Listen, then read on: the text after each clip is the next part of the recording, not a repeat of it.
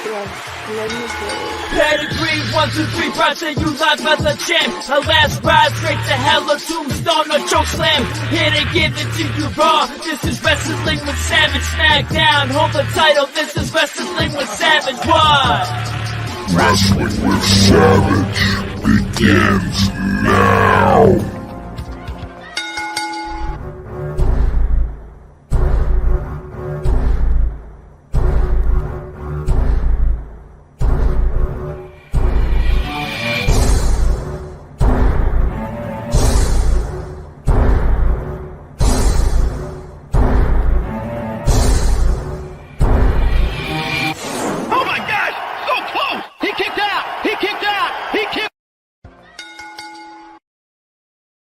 Welcome to the Savage Storm Super Wrestling Show, and it's about to start right now. It's Thursday night, and you know what that means. We're going to be watching TNA Impact Total, non-stop action wrestling here the only way we know how, the best way we know how, with DJ Storms, with a spice or a dash of Jay, who will be here very soon, and we're going to get into it. There's so much to talk about, and I'm going to let my friend over here pick with what we're going to talk about first tonight. Oh, we got a lot to talk about, baby. And if I'm not mistaken, we are on the motherfucking air. He's the incomparable Greek Savage. I am DJ motherfucking Storms. And this is the Savage Storm Wrestling Super Show, episode number 3. Savage, thank you very much for having me back on once again. We are streaming live across the IWC on multiple different platforms. I hope that you and all the fathers out there had a wonderful Father's Day, but now it's back to town business. And we certainly have a lot to talk about, including WWE potentially bringing back the Bad Blood pay-per-view on October 5th. This year in Atlanta, Georgia. I'm actually curious to get your thoughts on that because it seems as though the feud with Drew McIntyre and CM Punk, it is going to get its first match at SummerSlam, and it could stem all the way to Bad Blood and potentially culminate inside Hell in a Cell. What are your thoughts on that? Of course, it's going to be Hell in the Cell. This is being built specifically for Hell in the Cell. And you know what? That's not a bad idea. It's a good name. It can sell some shirts, put butts in the seats. And if you put one of the premier events in the company's history, which, that event is the cause for so many different memories that have just, they've materialized into things that can't even be put into regular categories anymore. They're like bigger than life. Like that moment, Foley got thrown off the cage. That's the reason why the Attitude Era became what it was, just as much as Stone Cold Steve Austin. You know what I mean? Like it set the tone for what you have to be, what you have to do. So Hell in a Cell being locked into a name like Bad Blood makes sense. Sounds good. I think it's good booking. Yeah, absolutely. I cannot disagree with you there. That's definitely something that you and me can 100% fully agree on. We did have a lot of newsworthy material happened in wrestling over the course of the last week. Clash at the Castle. That was a very good professional wrestling show. Did you say Clash at the Castle? Because God forbid I can let everybody know what happened real quick, and then you can tell me what you thought about the entire show. Because we talked about it. Cody Rhodes defeated AJ Styles in I thought, good match. I would not complain about it. Jay, if you talk to Jay, he was very sour on this match. He said it was the worst I Quit match of all time. I thought the match was good. I thought the fact that Cody's mom hit him multiple times set the tone, and it was a good match. Huge stars. The crowd was in it. Just the crowd alone, the crowd participation, the way that they were mocking AJ Styles and just saying Cody's name again and again and again and singing it, and just so arrogant. And there's the shot of Cody's mom doing what she had to do for her baby boy. I thought it was a good match. Good spots, good chair shot right there. Good finish. Cody scared the shit out of him with the steel stairs. It was real. Who the hell wants to get, you can't do anything. You're about to get hit in the head with steel stairs. No, I quit. AJ quit. But it didn't end there. Obviously, the bloodline would get involved, and Solo wants his shot. He wants Cody Rhodes. He's making a gun for the world champion. And obviously, Randy Orton made the save.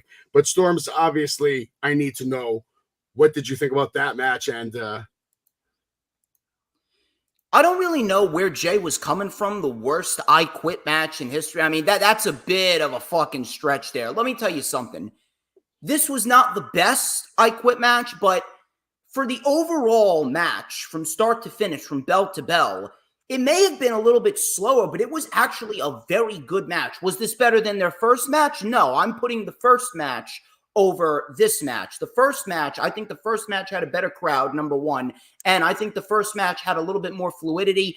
The I Quit match was a little slow in the beginning, but it did get a little better towards the end. It was well paced, and in the end, Cody Rhodes retained as he should. The only thing that was a real negative about this was the ending. The ending was kind of lame. If I was booking this, I would have had Cody beat down AJ Styles' leg with a chair, and then Styles says, screw you, Cody Rhodes, and then Cody Rhodes locks in a figure four or some sort of submission hold with the chair, pretty much going after the leg, instead of AJ, I don't really want to say looking like a pussy, but he kind of looked a bit like a pussy because he doesn't want to take the steel steps. I mean, they're fucking steel steps. We've seen plenty of more brutal spots to make another opponent say, I quit. I mean, holy shit, we had Christian Cage take a 2x4 with nails to his balls before he said, I quit.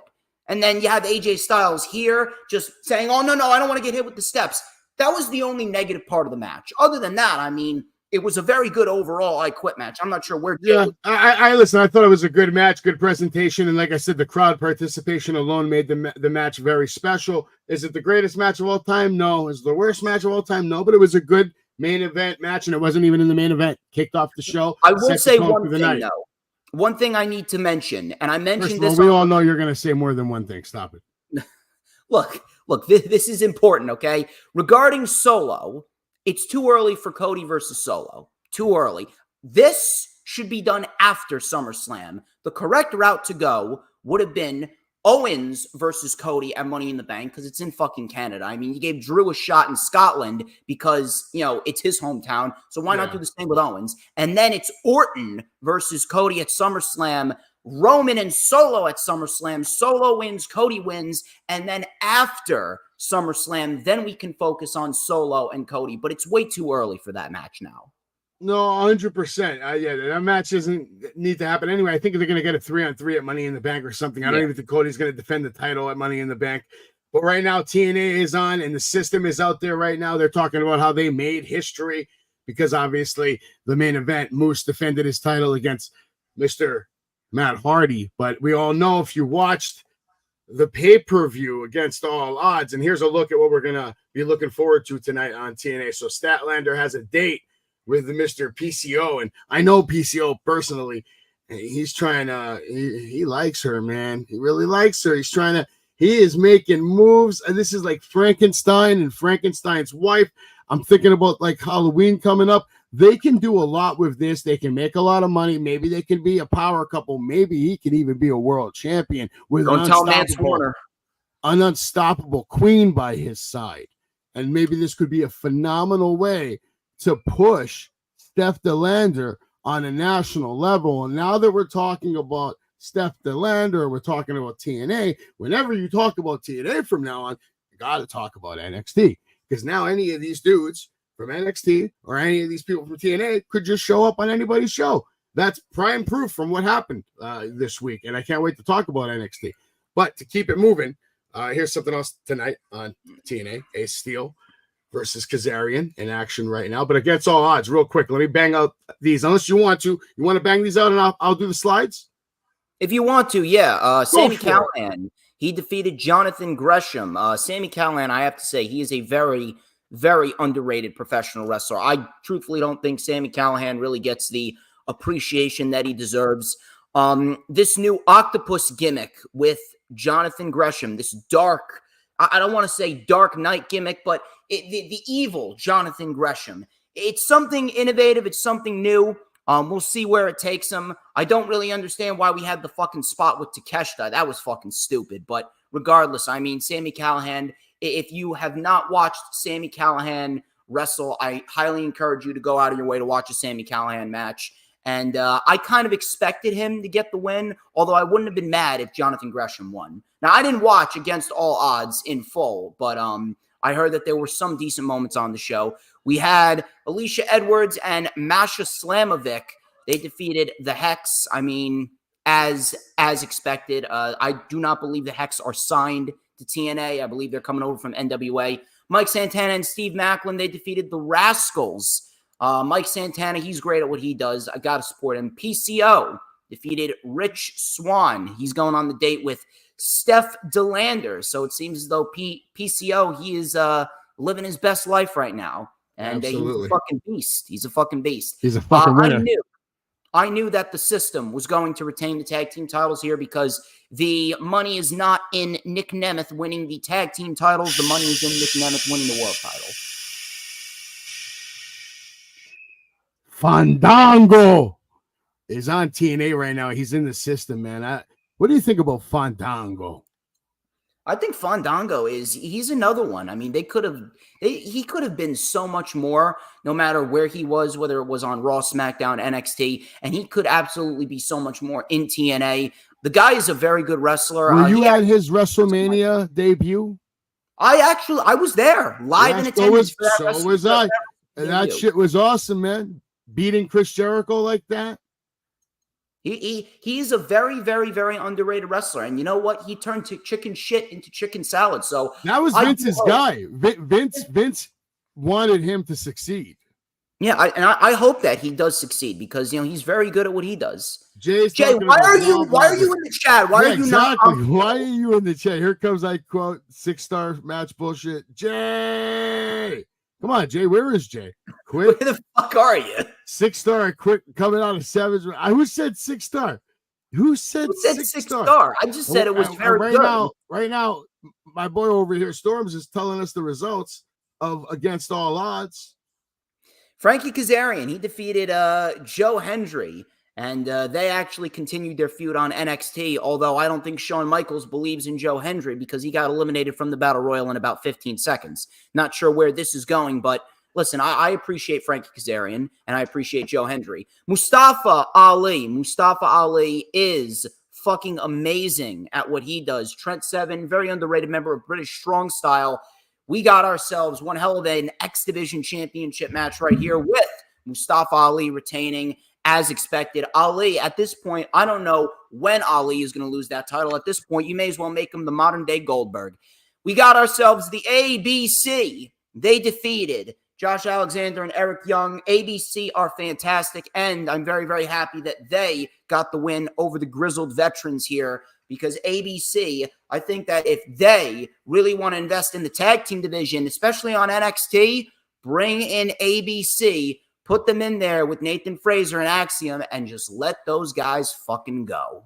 Just let them fucking go, bro. And we had an open challenge from Jordan Grace, and the Knockouts champion defeated Tatum Paxley, who showed up for the challenge. And Moose defeated Matt Hardy, like we talked about earlier. And here are some shots of all the beautiful action from a very good pay-per-view that you should have watched and you could still watch because there was a big surprise at the end. And we want to talk about that. Obviously, look at this guy wearing his Shield shit. My God, he's trying to look like Roman Reigns Jr. over there. But I like it.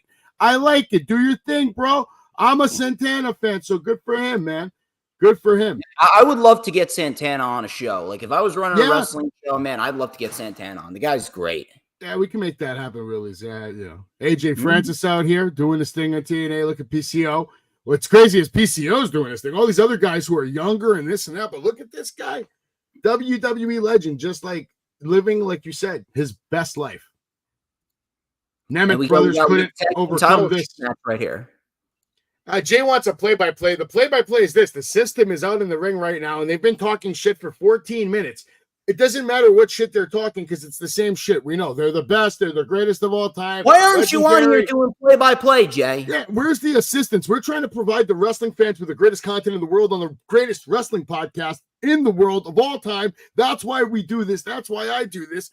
That's why you do this, because you know it's true. Nobody does it like us. Nobody does it like Savage, like Storms, like Jay. Where's Jay? His voice is in here. I don't see his camera, though. He's probably going to start making fun of somebody. Oh, somebody's interrupting the system though on TNA here. Who's coming out here? Of course, it's the director of authority, Santino Marella, who's out here. His daughter's killing it on NXT. What do you think about Ariana Grace, Storms? I think that she could go with a little less character, actually more wrestling. It's actually quite annoying. Dude, let me tell you something. If you ain't a good wrestler, if you ain't putting on those fucking classics, I really First of all, she's the queen of NXT, sir. You should have a little more respect for that of Ariana Grace. Of all, you don't have Grace, sir. You don't like Ariana Grace. I am a pro wrestling first guy. I don't care how beautiful she is. I want to see what she's a pro wrestler. She's a pro wrestler. I haven't seen much. Oh, you've seen enough. She's a star. Just like Tatum Paxley worked her way up. Look at her now. She's out here challenging Knockouts champions on Impact pay-per-views. That's a big moment for Tatum Paxley. Tatum Paxley's character sucks. I'm just letting you know that. Very good wrestler, sucky character. You hate on a woman who's in love with another woman. That you hate on that character? Listen, if I want lesbian porn, I can go on Pornhub. Pornhub? We're talking about like real love here, man. Real love, goddammit, Storms. We want the championship, not another woman. Nothing about the love. How about the Joe Hendry, who's coming out here to help? He comes out later to help, but look at this. He has a matchup, and it's not going to go well for him. No. Good shots here, though. Good job from TNA. All these shots from the TNA website. So if you can check them out if you go on there. They have all kinds of news and highlights. Check out the roster. A lot of action. Look at this. Look at Tatum. Look at Dana. It's Ash by Elegance. I don't even like her, but yet I know her name. Yeah, I don't care. I'm not calling her Ash. I'm calling her Dana. That's Dana, bro. 24/7 champion, fucking suck ass. Trash by Elegance. There you go. Trash by Elegance. Okay, that's Trash not by bad. Elegance. That's not bad. Jordan Grace, of course, dominated, won her match, looking good doing it. Look at this. She's a beast, bro. Of course, absolute animal, beast. Gotta love that juggernaut driver there. Now, I gotta say this. I want to pause here for a second. Really take a good look at that. That is a solid professional wrestling presentation, bro. Moose is excellent, man. I mean, you're telling me this guy doesn't look like a legitimate, like you can't see that at WrestleMania right there? I can, but I don't think he's going to be at WrestleMania anytime soon. It's a good presentation, though, and he looks the part. He plays the part. He wrestles the part. He's a great worker. He's someone that I wouldn't just use in NXT. He should be in the Royal Rumble next year. I would not mind seeing that. Truthfully, I'm shocked that we got Jordan Grace in the Rumble this year, but we didn't get Moose. No, I want to get Moose in the Rumble. He deserves it. He's out here making Matt Hardy look tremendous. In all honesty, it was a fun match. I watched it. It was actually a really fun match. Yeah, I will say that. Both men worked their asses off. They did what they needed to do. Wow. Very good shot right there, I will say. Wow. Unfortunately, his wife got beat up, though. Look, he put his wife through a table, bro. Things didn't work out for Rebby. The system looking good, but here's the big news. Jeff Hardy comes back. He's back, hits some spots, gets the senton bomb, and then we get the group pose. Joe Hendry's out there. The Nemeth brothers are out there. What do you think about Jeff Hardy coming back right now? It was expected. They're not going to be back in WWE full time. TNA right now is their ceiling. They had a chance to succeed in AEW. They did not get that, mainly because Jeff, he screwed up. I mean, how many chances can you really give him? But at the end of the day, they're back in TNA. That is probably their best place overall. I'm glad that Jeff Hardy is back. He's healthy. I'm glad that Matt Hardy's doing his thing. I'm not sure where they're going to go. I'm not sure what exactly is going to happen going forward. But listen, if they're featured prominently, they're happy where they are, then good on them. They're actually not working with contracts, so they're not signed to TNA. They are still free agents. Yeah. No, but that's cool. Listen, here's the update for TNA. In the same amount of time that the system came out there and did their whole spiel, me and Storms pretty much just gave you the whole business for the pay-per-view against all odds. Updated quickly, I'd say. That's how long they were out there, man. They were out there. They took their time, and they took over the show. They're taking over TNA. They have a good look right now, and we'll see we'll stay tuned. You can watch TNA, by the way, anytime, very easily. All right, starting at $9.99 a month, or if you have cable, just order the channel access. good shit. TNA's good shit. We just saw the system kickoff Impact. We're still waiting for PCO versus Steph DeLander. Is it a match? Is it a date? Is it a love connection? We're gonna find out. Stay tuned. Let's get back to Clash the Castle. Yeah, we'll get back. We talked about this. We don't need to talk about it anymore. That's probably why Jay's not talking anymore. But Jay, if you want to come in here and say something, I know you're in here. Like, he's here. We're running the show here. He's creeping right now. His mic is off. He's just listening. I don't know. He's probably really upset. He's just upset that we had a good time watching Cody Rhodes versus AJ Styles. That's the truth. Right? He's a Grinch. Jay is the Grinch of professional wrestling. Okay, that's the graphic I'm gonna make him. He's more negative than I am. No, when it comes to professional wrestling, yeah, there may not be anybody more negative than Jay. But Christ, man, he's a fan, and he deserves to have his opinion heard. Just like I deserve to have my opinion heard, and you deserve to have your opinion heard. Jay, I may not agree with it, but one of these combs, Jay. I think you need a little spice in your life, because you get one of these combs, then the ladies will be flocking to you. Trust me on that. DJ Storms, Greg John says you're awesome. Thank you very much, Greg. I appreciate you. And show some support to Savage. Show some support to Savage as well. I mean, it was his idea to do this show. Yeah, you can like, share, subscribe. We'd like to do shit here. I like to click buttons and stuff and make things happen. And Greg John, you probably don't know this, but the AEW World Champion told me something. You smell nice. All right. Here we go. And MJF, we'll talk about MJF because he put on one hell of a fight with Roosh last night on AEW Dynamite from Fairfax, Virginia. But Clash at the Castle, we got ourselves a triple threat women's tag team match for the women's tag team titles. This match was actually going okay until Jade Cargill tagged in, and then everything just fucking went to shit here. Jay's actually, I like it. He's teasing people right now. He's like, no. Here's the thing. You gotta wait. I was getting ready to say that this match was not bad, and then Jade tagged in, everything fucking went to shit. And this is not the first time that it's happened, okay? She lost herself back at Backlash. I'll just say this before you go off on your rant on this. One thing, the ropes were loose that night, and they messed up. The ring crew really messed up that night. The ropes were not airtight like they were supposed to be. So it's not completely her fault. I'm saying, in my opinion, I agree with Jason on this one. She doesn't need to be doing any of these springboard moves. She's a monster. She looks like an absolute dragon out there. She should be just killing people, walking around, be the giant that you are. Maybe you're not 7 feet tall, but you can wrestle like you're 7 feet tall. You know what I mean? It's all about perspective. She could just be doing power moves, power clothesline, power punches. And that's it. Keep it in the ring. Ground and pound, punches, submissions. Throw them outside. Go crazy. You chuck them around. You don't go jumping off top ropes at all. I understand what you're saying, and you could very well be right. But even if she didn't do the springboard, you take a look at what happened at Backlash after she did a couple of spots. She did not look like she knew what she was going to do next. She was fumbling around at Backlash, and that was against two of the best women's wrestlers on the roster in Kairi and Asuka. The fact that she not only screwed up here, but she actually almost botched the finish when she tapped out. You're not wrong, but think about it like this. What if she arrived there right in Scotland, and in her mind, when she's arriving there, she's going into it thinking, we're definitely retaining these titles. That's the direction. And then maybe they get there, they go to the locker room, they get dressed up, they're all happy, and then they get, you girls they have to give up the titles tonight. Who cares? I mean, everyone is told that they're losing. I know that, but I'm just saying it might have got to her, Storms. Maybe she just got flustered.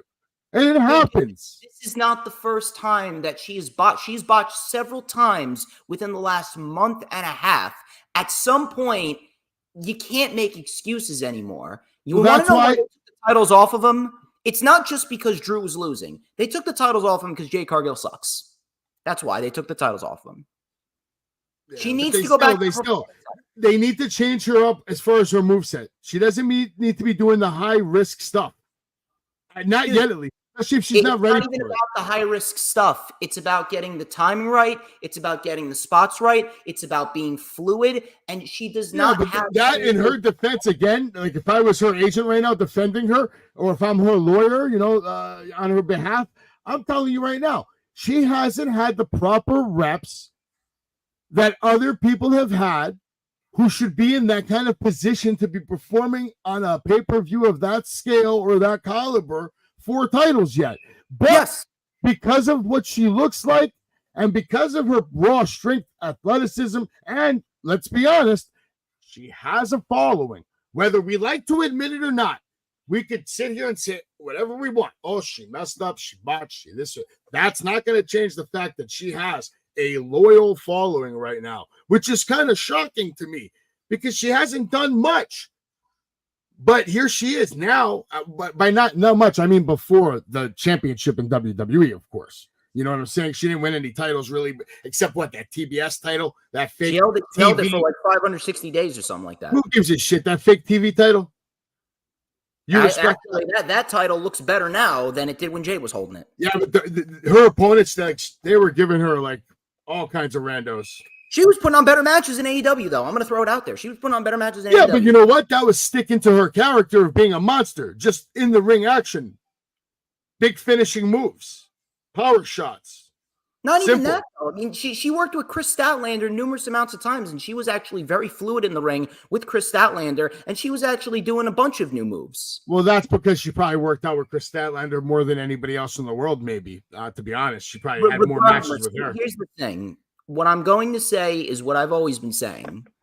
Big following. Say it. Don't matter. Don't care how she looks. Doesn't matter. The only thing that matters is what you can do when that bell rings. And if Jade Cargill does not measure up to what she needs to measure up to when that bell rings, then guess what?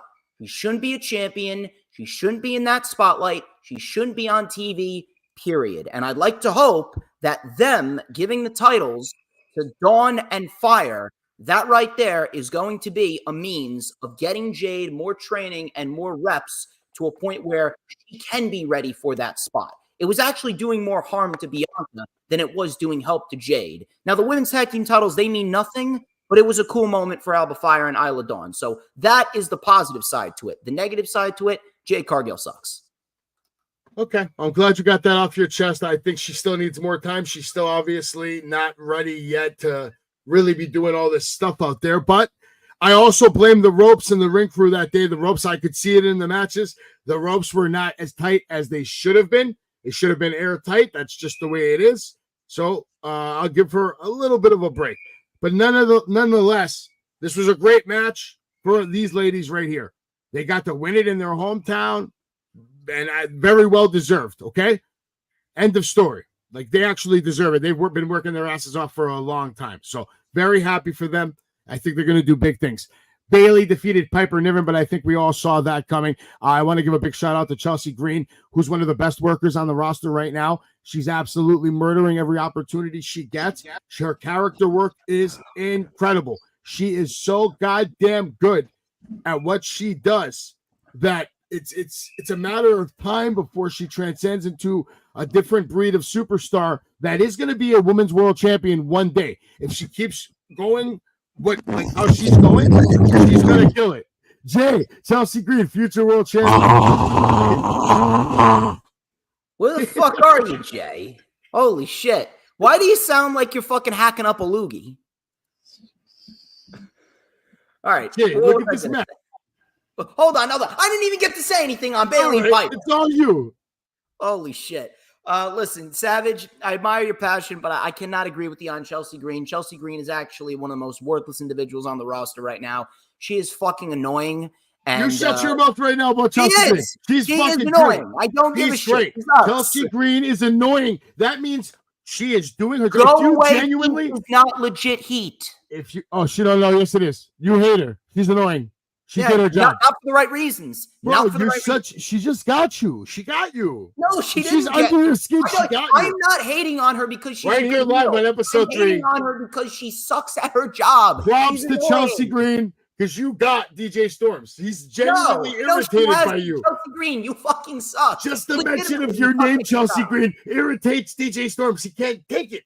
Shut up and let me talk about the match. Now, Chelsea Green sucks balls, but Piper Niven is actually very underrated. Now, we all knew that Bayley was retaining. However, this was a decent performance by Piper Niven, and it shows that if you actually want to invest in Piper Niven, she could very well be a solid hand on the main roster. The only downside to it all is the fact that they just gave her a title match because, hey, it's her home country. Regardless, the match started out a little slow. It got better towards the end. Piper had some nice moves in there. She had some nice near falls on Bayley. I wish they would give Bayley a little bit more to work with, but regardless, it was a decent match. They were put in a tough spot following the match that we're going to talk about next, but they made do with what they needed to do.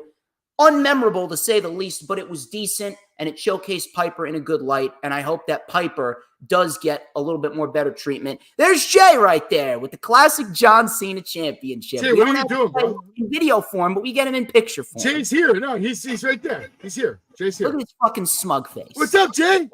What I'm doing is not listening to this 6-star bullshit that you guys giving every fucking match. It's supposed to be a Savage Storm show, and it's Savage Storm with a spicy Dave chick. Lester Next week, podcast. I was going to make the new graphic, and I was going to make you as a little spice bottle. We're missing all the action against all odds. We're going to make hot sauce for you. Oh my! You're going to have hot sauce like Dave LaGreca. Oh, there he is! There he is! Oh, that's right, everybody. Jay, what the hell's going on TNA right now? He's back in New York City. What the hell's going on in TNA right now? Nothing. They all suck. Nothing's going on.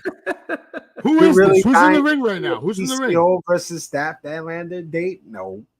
Oh, come on. That's going to be fire later tonight. What did you think about the system tonight? That shit sucks. What? Oh, dare disrespect Steph Delander. She's a good friend of Matt Cardona's. But I don't want to see her going to fucking. I don't think you're going to be liked by Matt Cardona when I tell him what you said about his wife. Hey, listen. It's not my fault she sucks. We're going to get him on the show. I'm going to send him what you said. Like, this guy said your wife. Go ahead. Why don't you repeat what you said right now? At GCW. What'd you say about Chelsea Green again? Because Matt Cardona, me and Matt Cardona have been talking for a long time on IG. Matt Cardona came to Savage for a certain something, and Savage not only said yes, but Savage got the job done. Me and Cardona are like this, and when I tell him what you said about his wife, by the way, which I told you, and I'm saying it here again, she will not only be a world champion, but Matt Cardona will be a WWE world champion one day. Because my man's like Ric Flair. He ain't going anywhere, and he's getting better. Like a bottle of wine, he's aging with grace. He's getting better and better with every year that goes by, doing it on the independents and making more money than 90% of the guys in the WWE roster. Yeah, I said it. That was 2 years ago. Oh, my God. Matt Hardy. 2 years ago. DJ Storms, did you put hands on Matt Hardy's wife? Cares. Nobody cares. The spot was bad. Can the bitch get more closer to the table in order for it to happen? Jesus Christ. Are you talking about the match with Matt Hardy? Yes. It was bad. It was comical. It was entertaining. It was silly. We got to bang out Clash at the Castle. We talked about this. We know how he feels about Chelsea. God. Go ahead, Storms. How about this? In under 60 seconds, give me what you thought about the Sami Zayn match. Mick, rip that post. Hands down, match of the night right here for me. Sami and Gable absolutely killed it. And Chad Gable no longer has the Alpha Academy with him. I know some people were saying that Chad Gable should have won. Listen, I love Chad Gable just as much as the next guy. But after what happened at WrestleMania with Sami beating Gunther, Chad Gable is unfortunately not the priority for the IC title anymore. After what happened this past Monday, exactly as I predicted, Braun Breaker is going to be your new Intercontinental Champion. But at Clash at the Castle, we got ourselves Chad Gable finally getting his comeuppance. He is no longer able to challenge Sami, and apparently he got murdered by the Wyatt Six on Monday Night Raw, which we will talk about a little bit later. But to me, this was easily the match of the night, hands down. Crowd was into it. Beautiful fluidity, beautiful chemistry between both men. Sammy retains. Right outcome. Time out, because I just want to thank everybody in the Savage Kingdom, everybody that's in the chat, everybody from the Storms Posse. Thank you for being here tonight. Keep subscribing. Thank you for all helping me get to 7,280, whatever the hell. It's still going up day by day. The Savage Kingdom grows, and I want to thank you all for that. We're close to 10,000, and I wanted to announce that when we get to 10,000, just keep liking and commenting on videos, and people are randomly going to be selected to receive a few mystery gift packages, autographs, collectibles, maybe even a video game system. So just keep liking, sharing, subscribing, clicking, and doing shit. And go follow my man DJ Storms. He's all over Jay on Instagram. We're going to get him to make a business profile. We're going to get Jay. He's eventually going to be a millionaire. Everybody loves Does it. Jay have his own YouTube channel or Everybody no? loves it. Not yet, but we can. I told him to start like reviewing movies. You got, dude. Yeah, you need to review. Go ahead, Storms. What's your top 5 movies of all time? Top 5 movies of all time. Top 5 movies of all time. That's easy. Number 5, Spider-Man 2 with Tobey Maguire. We got ourselves number 4, Insidious, the first one. Number 3, the first Avengers. Number 2, the first Conjuring. And number 1, the Blues Brothers. Okay, Blues Brothers is cool. That's a random number 1. You don't really hear that often. It's a fucking great movie, dude. It's a great movie. It's a phenomenal movie. I love that movie. Jay, what was your top 5 again? You know, Jay. I heard your number 1 the other day. His number 1 is 500 Days of Summer. Number 1. 500 Days of Summer. How about that? Number 1 for you. He's got to review that on his 4, and 5. Savage hasn't seen it. That's why. What's 2, 3, 4, and 5 for you? I'm gonna put number 2, Inception. Number 3, Catch Me If You Can. Number 4, The Terminal. And number 5, oh God, I can't think of a 5. But if I were, Godfather Part 2. I had a feeling The Godfather was going to be in there. I don't know why you look like a Godfather guy. It's a hard choice, but I'll put it. A Savage? I mean, like we did it. Number 5. I'm not going to do 5. I'm going to do number 1 to 5. Number 1 has to be,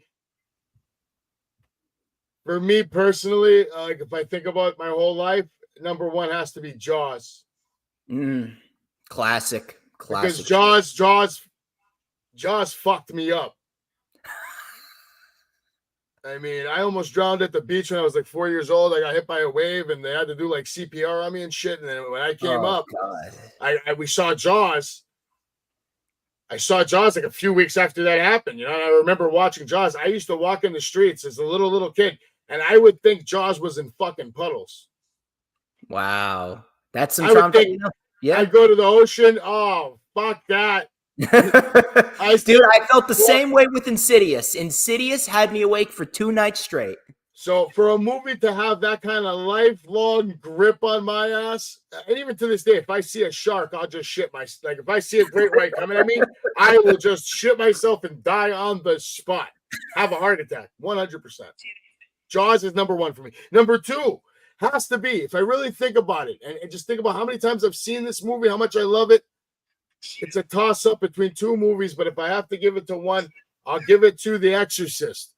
As much as I don't want to admit it, the power that movie had over my mind, and it, like, you know, to this day, just thinking about the concept of it, and my mother used the excuse saying, if you don't do good in school, this is what happens to you. Mm-hmm. I was like 7, 8 years old. I don't know. Why? What'd you say? Mama Savage traumatizing you for life. It's bad enough you got Jaws breathing down your neck. She didn't let me watch the rated R one. They were running it on TV, so it was like the PG version, the first one I saw.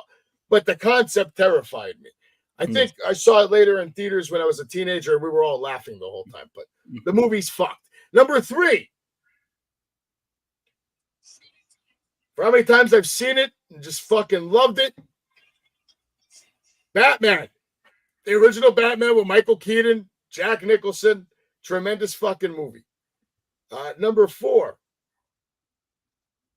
Hard. But again, I'm going to go to Scarface. Scarface was just too goddamn good the first time you see it. The first time you see Scarface, because it was a big deal for me because I had been hearing about it for years in school. Scarface this, Scarface that. What the fuck is Scarface? Eventually, I get my hands on fucking Scarface on fucking DVD, right? Yeah, let's go. Let's Scarface. Let's fucking do this, bro. Movie changed my life. Movie changed my life because I watched the movie and I'm like, that's how you run shit. You just fucking take it. You don't give a fuck about what anybody says. Tony Montana got it done. And number 5. It's tough. There's so many phenomenal movies. Gotta pick one. For how many times I've seen it and loved it and another impact on my life, because of my fandom, I'm going to give it to No Holds Barred. Really? All right. All right. It just has too much meaning to me. But honorable mention, Nightmare on Elm Street. Nightmare on Elm Street, man. Or Texas Chainsaw Massacre. I can keep For the first one? All of them. I loved everything. I don't care. I'm a fan. I love it all. Yeah, but the first one in the 70s was the best. Yeah, absolutely. You know what? I will say this about Texas Chainsaw Massacre. I'm not really that big of a fan of when there's an actual real life villain. I'm more of a supernatural guy, but got to give my respect to Texas Chainsaw Massacre. That shit right there for like the 70s, that shit right there was quality. Quality shit. Jay, did you have anything to say about Clash of the Castle at all? No. Now that you've had more time to kind of marinate? No. No, he's just going to shit on it. Didn't like it. But Jay did say that this was match of the night. And yeah, Storms, you're right. This was match of the night. A phenomenal match between the two. We knew it was going to happen. And then we get to the main event. You got your boy Damian Priest, Drew McIntyre. Damian Priest, of course, would win, but with controversy attached to it. Definitely a memorable moment. Not the greatest run-in of all time, but, you know, it served its purpose. We knew it was coming, and it's going to be a great match when it eventually happens. The build-up is great, especially with what happened on Monday Night Raw. So I'm looking forward to it. Absolutely. I'm sure you like that match. I'll actually put this as the second best match of the night for me. Mainly because the fact that, you know, Damian Priest, I mean, he could have fucking shattered his ankle when he got caught up in the ropes, but the fact that he ran with that, he was fine. He ran with that and decided to sell that shit. He was virtually, quote unquote, doing everything on one leg, doing the fucking razor's edge with the one leg. That right there, that is professionalism. That right there is love for the business, perfection of your craft at its finest. And I'll go so far as to say that this was the best match of Damian Priest's run on the main roster so far. Crowd was hot. I know some people are mad about Drew not winning, but Punk costing Drew was always the right way to go. Because ultimately, Gunther's going to be crowned champion at SummerSlam. So what do? We're going to we'll see about that. Yeah, we're going to give Damian Priest an actual run with it. Give him. You know what? I say I believe in Joe Hendry. Listen, Joe Hendry beat Damian Priest. Right now. I love Joe Hendry. He ain't beating Priest. But CM Punk costing Drew McIntyre, this was the right way to go about it. And your three-headed beast at SummerSlam should be Priest, Gunther, McIntyre, and Punk, and then hopefully Cody Rhodes and Randy Orton. Joe Hendry in action next week, taking on Jake Ace something. Steel is out here, ready for the Chicago Street Fight. Oh, the Chicago Street Fight's coming up. I got the graphic for that one. That's the only one they really promoted. So Kazarian Ace Steel? Here goes Ace. He's throwing his grass. Here you go. He's going in the ring. Wait. This is the same Ace Steel that worked with CM Punk? Yeah, just show the video. Ace Steel match in 2024. Here we go. Ace Steel happening. We still have a lot to talk about. Obviously, Storms, we're going to talk about AEW the whole week, what happened on there, what happened on WWE Weekly. And then, of course, we got some breaking news that we're going to talk about. Speaking of news, I got a piece of news for you guys. I got one individual from AEW who's returning and another individual from New Japan who is missing Forbidden Door because he has a fractured hip. Shota Umino has a fractured hip. However, he's holding out optimism that he will be able to compete in the G1 Climax towards the end of July. All depends on the severity of that injury. So I would like to send out my thoughts and prayers to Shota Umino, the protege of Jon Moxley. He's very good, but if you would like to say something about Shota Umino, The floor is yours, Mr. Savage. And then we can go to Jay as well. Well, hopefully he gets better real soon. We don't want to see anybody miss a match. I'm sure he's going to make it to the climax if he's optimistic about it. I mean, he's done this before. These guys get injured all the time, and they understand what it takes to heal and rehab, and nobody knows their bodies better than themselves. So I think he'll be fine by the G1 climax. Ace Steel is looking really good tonight. He still does look good tonight. Let's see what he's got in store for Frankie Kazarian, who's a suplex on the trash tag. He's been killing it lately, man. He beat Joe Hendry against all odds, which is a big deal.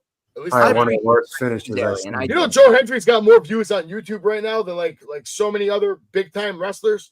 I know, and it's all because of a fucking theme song. Yeah, it's unbelievable. It's fucking crazy, bro. People love him. People really love him. But my piece of news regarding an individual returning, according to Fightful, Hangman Adam Page is coming back to television. He could be seen on TV by early July. And after what we saw on Wednesday with the announcement of the Owen Hart Cup tournament, there is a wild card. Oh, yeah. Good. That is my prediction. I think that Hangman is going to be the wild card, and Hangman's winning the whole thing. Swerve. No.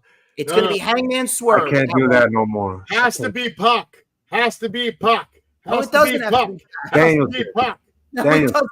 Has to be Puck. Danielson. No, it doesn't. Has to be Puck. Danielson. Has to be Puck. Has to be Puck.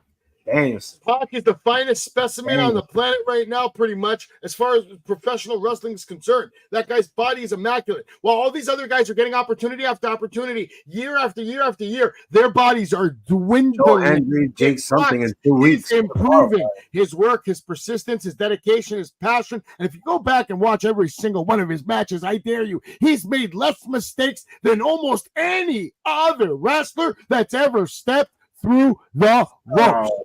I agree with you, but it's going to be Hangman. Outside. Fuck Hangman if that's the case. Fuck him. Fuck He's you. No, because Hangman and Swerve is the best story going into Wembley. No, it's not. Stop it. No, it's not. Yes, it is. No, and it is not. Pac is from the United Kingdom. There is no better story than a guy from the United Kingdom defying all odds, going against every fucking grain, and defying every single critic like you who thinks Hangman's going to come in and win it all. Hangman ain't winning shit. He's not going to do it. It's Hangman who's going to do it. When I'm right, y'all got to pay me. I got Danielson, Ostrich, all in. Part 2. These guys were face-to-face last night, so we're going to talk about it right now. Go ahead. Here's what we're going to have. I'm not even going to respond to this until it's over between you two. Yeah, because you know it's trash. But... No, because this is awesome, dude. See, here's the thing. if you want someone who's just going to get on something for the sake of it, you listen to Jay. If you want the facts, you listen to me. Oh my God! Oh my God! Ooh, shut up, Jay. Let me speak to you here, like LA Knights. This is awesome. You see, we got ourselves Swerve and Will Ospreay. I was hoping that they were going to do a face-to-face here because we needed a little bit more tension. We already know that the match is going to be a classic, but we needed some more, and we got some more. Started out pretty standard here. Will Ospreay just saying, listen, I'm here to prove that I'm the best. Swerve says, no, you're not the one with the world championship. And here, when you have the world championship in your grasp, you need to sacrifice your love for the business, sacrifice your love for your wife and your son. Will Ospreay say, listen, well, you had a hit row. I had a fucking hit list, and I did not miss any single one of them. And by the way, don't you ever fucking mention my son again. And then as Will was walking away, Swerve says, hey, say hi to Al and Harriet for me. And they get head-to-head, forehead-to-forehead right here. The tension building was excellent. The back and forth, very nice. And one thing that I took away from this, and this is a big detail that I want you guys to remember.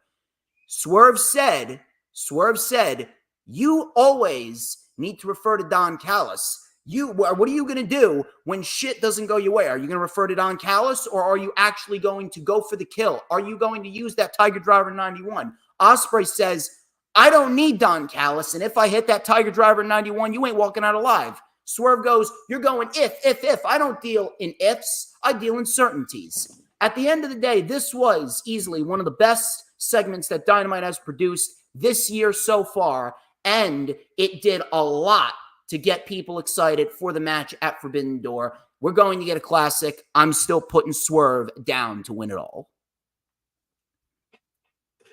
Done? Yes, I'm done. All right, Jay, you got anything on that?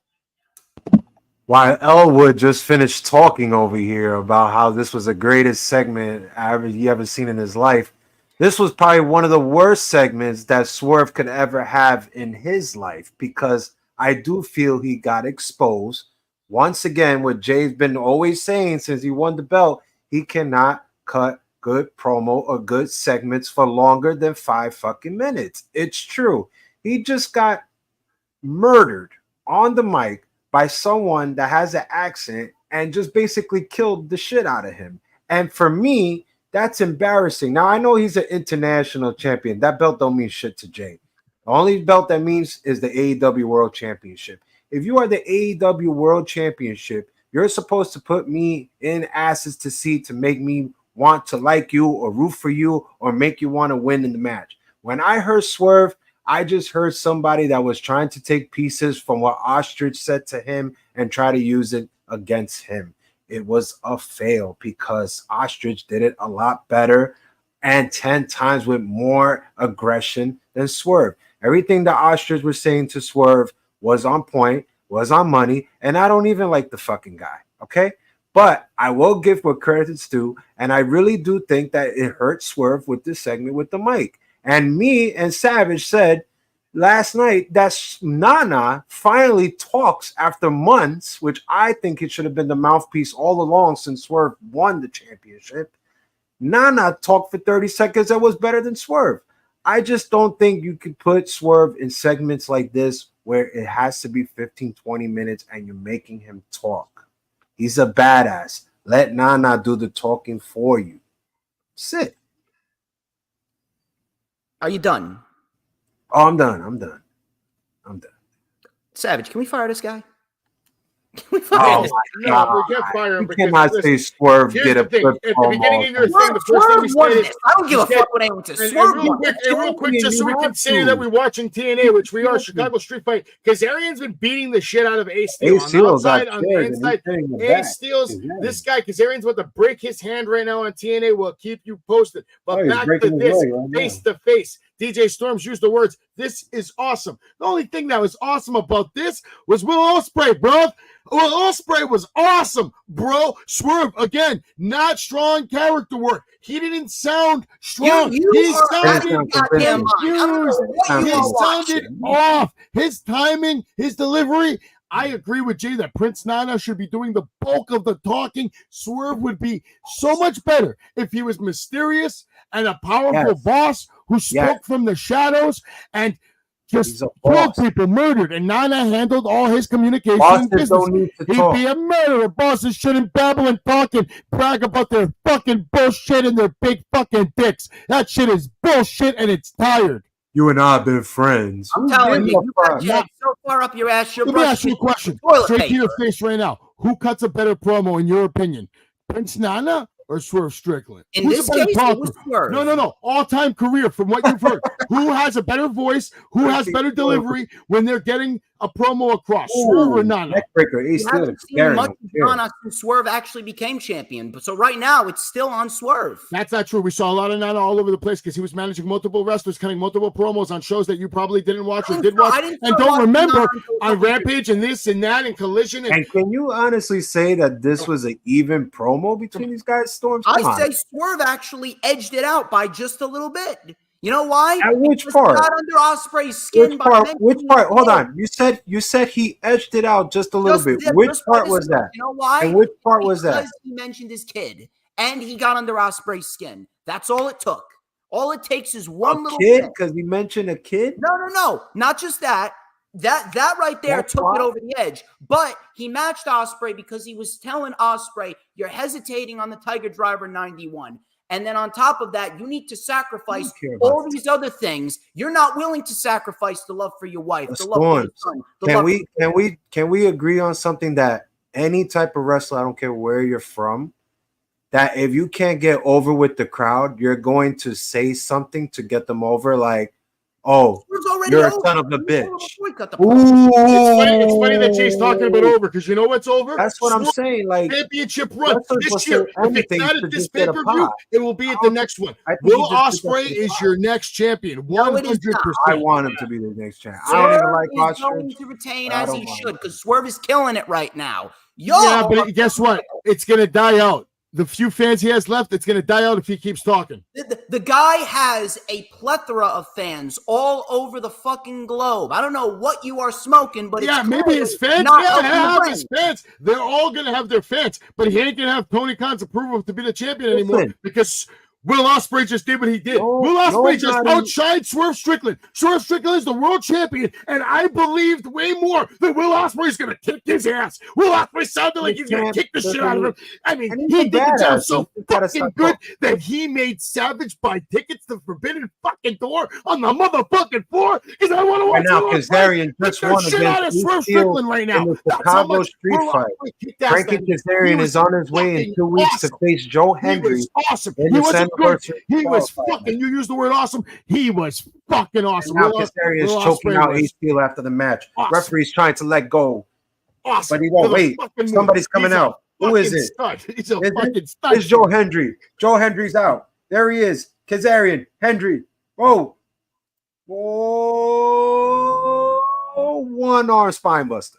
I'll give it to you overall as far as the presentation Joe goes. Yeah, it Hendry did the job. is Storms. shining. I'm interested. I want to watch it. So it did the fucking job.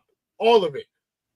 Well, Ostrich did the whole Yeah, y'all need to put some more respect on Swerve because Joe like, I'm Hendry, telling Ace you, Steel. As a wrestler, yes. more between the As two a of you. wrestler, I just believe that his wrestling should do all the talking. I feel like he would build more of a mystique. If people, it should take time for people to get to know the world champion. Superstar. But at with the a end of the 3 day, if million you're going to hits. tell me that the promo was bad, then 2 hours. clearly you're not watching the show. Here comes Mustafa Ali, I still believe X in Division Joe champion. Hendry. Joe Hendry out here killing Kazarian, and he owes him one. That piece of shit eliminated from the NXT Battle Royal. He had a chance to take on Trick Williams, and it was snatched away by Kazarian. Telling you. They're all hating on Now him. that you say that, Ali They're hating on him. is lifting this TNA X Division championship. No, I don't do vape. Vape isn't my thing, my friend. No vape here. No vape. Unbelievable. Unbelievable. Ali, Don't definitely worry, the one James. that stole the show. We all know who the most intelligent one out of the three of us is. Listen, intelligence has nothing to do with it. First of all, my IQ is probably 267, which you'd still have to minus 33% of 1/4 chance to have a rare opportunity to even meet the standards of my IQ, sir. It goes back to the ancient Greek gods. But enough about me and my big Greek mind. Let's not talk about that. Let's talk about the street fight we just saw. Kazarian, Joe Hendry. It's going to be a good match again. It's probably going to keep going. But which one of them do you want to see have a run in TNA, like faster? Do you want to see Kazarian go on a run, or do you want Joe Hendry to come out on top on this one? No, it's Joe Hendry. Easily Joe Hendry. I mean, at this rate, I'm surprised with how over he's been for so long, especially off of a fucking theme song. I'm shocked they haven't put the world title on him yet. Yeah, that's true. Here we go. Next week, Mustafa Ali's State of the Union address. Can't miss it. Next week. We got to talk about. My God, I guess we got to finish talking about Dynamite. All right, Dynamite did tell everybody that it was going to go into an overrun, which I liked. I was like, all right, great, more wrestling. I know they're going to let the matches go on tonight, so I was happy about that. This contract signing was fire. It really showed me who Mariah May is and whose side she took. So for me, this is, anytime we get to see Mina and Mariah at the same time. And here we go. What we all been waiting for. Sorry to cut you off, Savage. Just PCO. PCO is out here. Here? Oh, God. The date is starting now? Up next, Steph Delander. PCO date. Don't miss it. We're going to commercial, Jay? We're going to commercial. All right, so real quick, Storms, and then Jay, your rebuttal over here if you have one. Storms, what did you think about the contract signing, and who do you think is going to come out on top on this match at Forbidden Door? Now, the contract signing, when it was just the three women, and when it was Mariah, Tony, and Mina, it was very entertaining for what it was, and we got a little bit of substance heading into Forbidden Door. Tony is absolutely going to retain because she is either set for a date with Jamie Hayter or Mariah May herself at Wembley. But I will say this, and I'm always a fair guy, gotta criticize when we gotta criticize. I don't think we needed the inclusion of Saraya, Anna Jay, and Harley Cameron We could have easily just gotten a backstage segment between those 6 women, and then you could have booked the 6-woman tag for next week. I would have just kept the contract signing to Mariah, Tony, and Mina and create the tension there. But that's just me. I just felt as though the inclusion of the other 3 women, it was not necessary. But regardless, the contract signing did what it needed to do. And we could get ourselves, if they want to, if they give them the time to, maybe we could get the best possible match of Tony's run as champion. Right now, Mina's got some tough competition coming out of Tony's matches with Thunder Rosa and Serena Deeb. We will see what happens. Yeah, I'm definitely looking forward to it. Jay, you got anything you want to add to that contract signing? No, not really. Okay. And then MJF defeated Roosh. I was very happy with the match. I thought MJF, of course, we knew he was going to win. I wouldn't have minded this match going Roosh's way, because I told Jay, if Roosh can defeat MJF, that sends him to another level. You know, that this could be a match that makes his career, changes his trajectory. Obviously, we didn't go in that route, but we did get a match. They gave him long enough to really put on a good show. And I liked it. I thought it was good. I liked it. Solid 15 minutes. Roosh looked great in defeat here. They went in there, they beat the shit out of each other, and you know, when you got 2 people that are going to go on there and beat the shit out of each other, we're going to get some entertaining shit. And at the end of the day, MJF, he got the win. Now, the match itself, excellent stuff, pay-per-view worthy, but I don't understand why they're putting MJF with Hechicero at the show. It seems as though it's just a match to get MJF on the show. Now, here's the thing. I've seen what Hechicero can do. He's fucking great. Don't get me wrong. He's fucking great. But you could have easily put him against the New Japan guy with a little bit more name value. I mean, Sonata is right there. Sonata is very, very good at what he does. I would have much rather have seen that match than a match with Hechicero. But I do think he's going to have a great performance against Hechicero.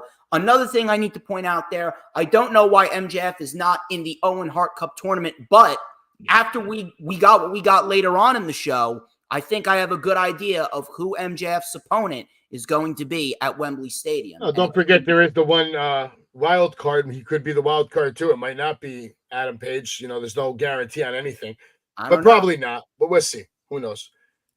Who knows? Okay, and then we had another matchup over here, 4-on-4 action, and this match definitely had a lot of action. Very long promo by Mark Briscoe, kind of entertaining, and then I like Kyle O'Reilly at the end said, "I'll follow this man anywhere." The first thing we kind of heard him say in a while that, you know, wasn't shitty, but he's been wrestling a little better lately. The match overall was good, but my boy Takeshita, just, you know, it hurts me to see Takeshita caught up in this bullshit shuffle. Hurts me to see Roderick Strong caught up in this bullshit shuffle. 2 guys who should be contending for titles at all times. 2 of the best pound-for-pound wrestlers just wasting their time in these nonsense fucking matches with these character fucking, you know, they're high-flying fucking... Well, at the end of the day, I think that this is part of the story to get O'Reilly to inevitably join up with Strong, and that's where he's going to succeed. O'Reilly, he's actually much better with a faction than he is on his own. We'll see where that goes. I'm still giving Takeshita the TNT Championship. I mean, if I was them in that ladder match, yeah, I'm totally okay with that. Get some gold around his waist right now, put a smile on his face. And we have the Young Bucks losing to the Acclaim. Jay was shocked this match even took place. It was actually a really good match. Me and Jay were watching it live. We were both into it. Very good finish. Nice sequence. It was a good match. I liked it. Can we point out Kazuchika Okada and how fucking great Okada is? So Max Caster, he didn't even start his rap. Within the first 3 words of his rap, the mic gets cut off. Oh, that was the best part of the night. Then we see Okada on the screen, and he's pressing all these buttons on the control panel. He goes, "Oh, I pressed the wrong button." And he starts fake crying into his hands. "I'm so sorry." And then he goes stone-faced, and he goes, "Bitch." Yeah, he killed it. Okada's a gem. First of all, Okada's a gem. I need to point that out.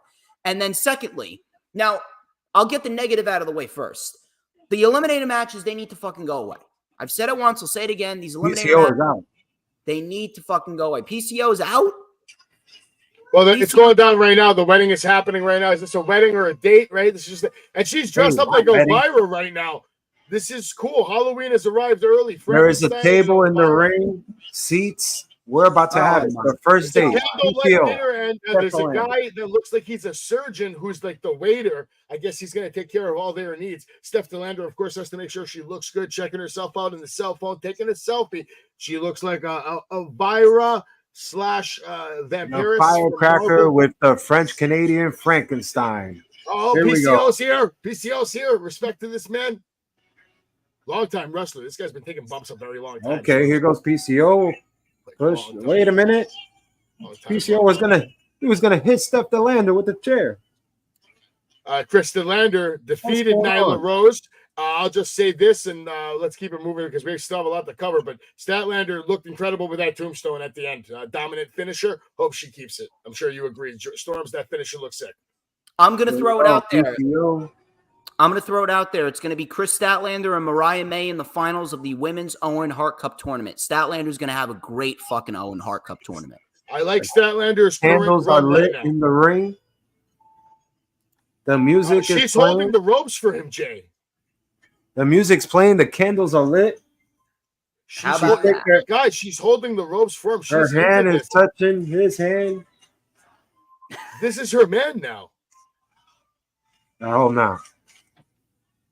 This is her man now. And she has the mic. Let's hear what she got to say. Jay, you stay tuned on that. You can update us on what she's doing. I'm going to keep dropping the results for Dynamite over here. Daniel Garcia had a match against Rhett Titus.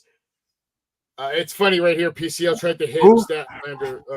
Who the hell is what? Steph DeLander. I've seen Rhett Titus wrestle live. He fought Crowbar back at 80s WrestleCon 2022. The guy is very, very, very good. Now, as far as the match goes, initially PCO is yawning. He's warning. He's horny. Wait, what happened? PCO is horny. Of course he is. Of course he is. Yeah. And then you gotta appreciate TNA for this. Steph DeLander loves the Notebook as well. Daniel Garcia won this match, but the interesting thing here is Will Ospreay did come up, but he didn't come up fast enough to really help Garcia. But when MJF was getting beat up, Will Ospreay put on the Rockets and for some reason came out and helped the man. And we get more time from MJF. We get more time from Will Ospreay. Will Ospreay overall last night had the best performance of the night for me because he was on the television screen so many times. Just cooking last night. As Steph DeLander is drinking the black juice as well. Oh, God. Now, what I was going to say is Adam Cole, he may not be back in time for all of it. Interrupting my thoughts here. That's what PCO just said. Who cares about PCO? Come on. Somebody cares. Who is the waiter? Is the waiter going to attack PCO? Is the waiter fucking Takeshita? No, not Takeshita. Kushida? This is what he just did on TV. PCO is pouring too much in the cup, and now it's overspilling. I swear to God, I'm done. I'm done with this. Of course, I'm watching it, James. I'm the only one doing the play-by-play. He's a caveman. You guys can't get off. My favorite match of the night, though. It was the best match they ever seen. My favorite match of the night, Storms. Pac destroyed Claudio Castagnoli in style. He's a winner. He's going on. I love this match. Right choice, right time. What did you think about this matchup while I show the shots of what happened on Dynamite? Well, that was a very good main event. Not better than the match that they had last year at Ring of Honor Death Before Dishonor, but it was still a very good match. And I predicted Spaghetti special. Should. Spaghetti we got ourselves some highlights here. Very fun 8-man tag team match. Gotta take a photo for the gram. Very fun 8-man tag team match. Right Spaghetti special is what we're seeing on TV. The Bucks, they lose in the World Title Eliminator. Now, again, like I said, the Eliminators need to go away, but I will say PCO is not human. I will say that the Acclaim needed that win. They got the win. Contract signing was entertaining up until the other three ladies came out there. Like I said, we didn't really need the inclusion of Saraya and her posse. But regardless, Mina and Tony, I'm looking forward to that match. That should be highly entertaining. What I was saying about the main event, Pac definitely needed the win. He got it. And I'm glad that Pac is going up against either Danielson or Takagi. We got Ospreay making the save during Daniel Garcia's post-match beatdown with the Cage of Agony. And it seems as though if Adam Cole is not ready to go by All In, it seems as though Ospreay is going to be Wait a minute. for MJF. Somebody's coming out. Oh yeah, who cares who's coming out? Damn, Somebody This is what MJF did the Roosh It's last night, AJ ladies Francis, and gentlemen. the media A live champion. picture of the Roosh match. This is exactly what happened last night. Damn right. I'm So, impressed with AJ Francis getting a lot of up heat. there. Ospreay and MJF and Hangman Swerve are going to be your top 2 matches at All In. That is your top 2 matches. We're going to get 2 classics right there. AJ Francis is out here with Rich Swann interrupting the first date of PCO with Steph Delander. Now here we go. He grabs the cup. This is What is AJ Francis gonna do? Oh, he this drinks is the it. Savage Storm Super Motherfucking Wrestling Show.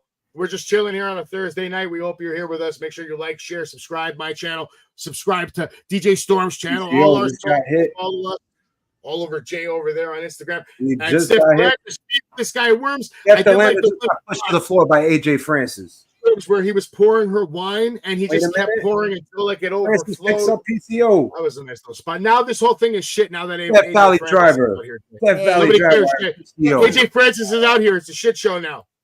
Rich Swann grabbing PCO from the floor, putting him on the corner. Storms, it's that time of the show where we just gotta love Mariah May for a little bit. And now they are handcuffing PCO. They are Blood handcuffing. and guts, bro. You Hold up. hyped about it, Storms. Blood and guts coming to you live next week. They are tying That's up his not hands. next week. That's on the 24th of July. They did it. Oh, next week, whatever. Same thing. It's gonna We fly did by it. for me. It's- 1 week feels like a day for me now. Like the whole thing just flies by. It's insane. And Steph Delander just smacked AJ Francis in the You didn't face. say anything that's wrong there, that's for sure. We Orange got Forbidden Cassidy, Door. Zack Sabre Jr. You're going to coming the up at tape. Forbidden Door. I'm looking You're forward going to to it. the We got a tape. little preview of it last night. I hope Zach gets the win here. I want to. Yeah, see I got Zach Oh my win. God, don't do it. Don't do it. Don't do it. And AJ Francis Now, just you already said earlier you slammed got the Steph cash Delander on the table. She has just been choke slam on the table. Obviously, Brian, there's no way Brian Danielson loses this. No. match, right? Brian's is going to the out finals. cold. It's going to be Brian and Hangman in the finals. Now, Steph Delander just got choke does slammed. this match even matter, though, Storms? Because we know the outcome. We know AJ Monet's not Francis. going to It does lose. matter. It does matter. You know why it matters? Is because this is going to Jesus, be AJ Francis, This is despicable. going to be where Mercedes How can has you do that on a woman? 2022 FTR year, where we're going to get great matches left and right from her. She's already on a good streak after she beat PCO Willow. can't do nothing. That was He's a great still match at Double or Nothing. She had a solid match First class. on Dynamite making against mistakes. ZU6, and now we're going to get another great match with Stephanie Vacour, and we don't even know who else. Steph Delander just slapped the shit out of AJ Francis, and I like it.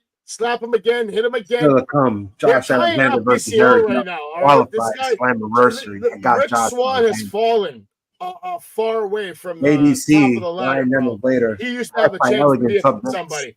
Now he's out here tying up PCO. And AJ Francis is choke slamming Steph Delander through a table. That's where he is in his career right now. Been Storms. there, done that already. Choke slamming Steph Delander. Actually, he's getting a lot of heat, and it's working. Yeah. His match was not bad. Yeah, what else we got at Forbidden Door? Tony Storm versus Mina. Jay, who do you think's winning this match? And then Storms? Jay? Bless Jay, you. you got this one? He's making us wait. Had a sneeze, y'all. I appreciate that. That's nice of you. Hey, I got Tony Storm. She ain't losing it. Okay. Yes, Is that same. I Storms? mean, Tony ain't losing until Wembley. But it's going to be a damn good Oh, one. Jamie Hayter. I'm gonna reach. Maybe we see Mariah May get involved, cost Tony Storm the title. Maybe. Nah. I don't think so. I wouldn't do it, but I'm not the guy writing the show. John Moxley. He's got a big match against Naito. I say he loses.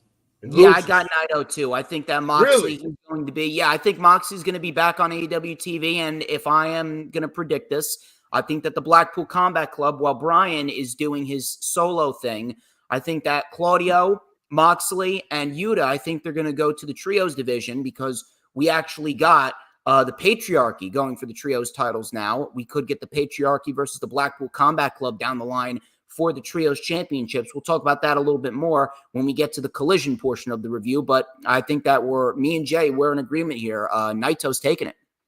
Yeah, maybe. We're going to have to wait and see. You're going to Forbidden Door? No, right? You're watching it live? Is Savage going to Forbidden Door? Are you going to open the door? Yeah. I'm going to go open the door.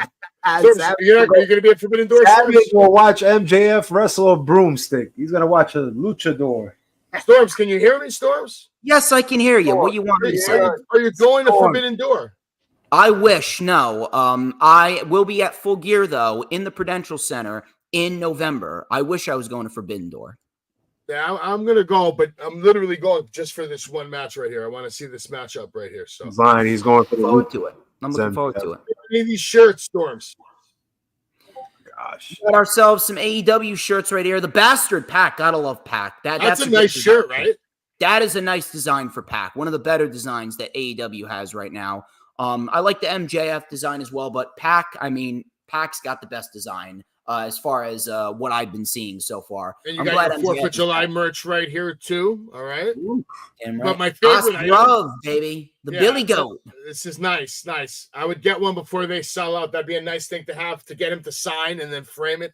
That's a nice collectible piece right there. By the way, the announcement. AEW is going to fucking Cardiff, Wales on the shows before All In. That is some good shit right there. Cardiff is an electric fucking crowd.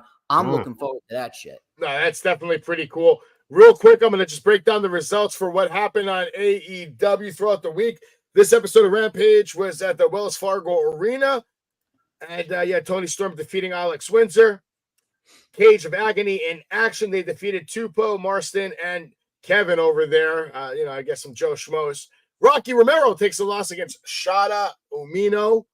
I'm kind of surprised about that. Santam Singh had a match where he won against Rosario Grillo. Pretty much just killed the guy. Squash match. Jay Lethal loses to Pac on Rampage. Here's some shots from the action throughout the night. Storms, did you have anything to say about Rampage this week? I will say it was better than last week. We got 2 matches specifically that upped the show a little bit, which was Jay Lethal and Pac, and then Shota Umino and Rocky Romero. That was the match of the show right there. Shota Umino and Rocky Romero. If you got 10 minutes, go out of your way, take some time, watch that show. But still, no need for fucking 5 matches within 1 hour. If they would have taken out the squash matches, shit would have flowed a lot better. Shit would have resonated a lot better. But better than last week, but they need to get rid of the fucking 5-match format. Yeah, they tend to do that a lot. And on Collision, this is what we saw. Blackpool Combat Club defeating TMDK Leo Rush and Rocky Romero. Another match, Diana Perazzo defeated Thunder Rosa, which I was shocked about again. I don't like it. Like, you're just disrespecting Thunder Rosa at this point. You're burying her.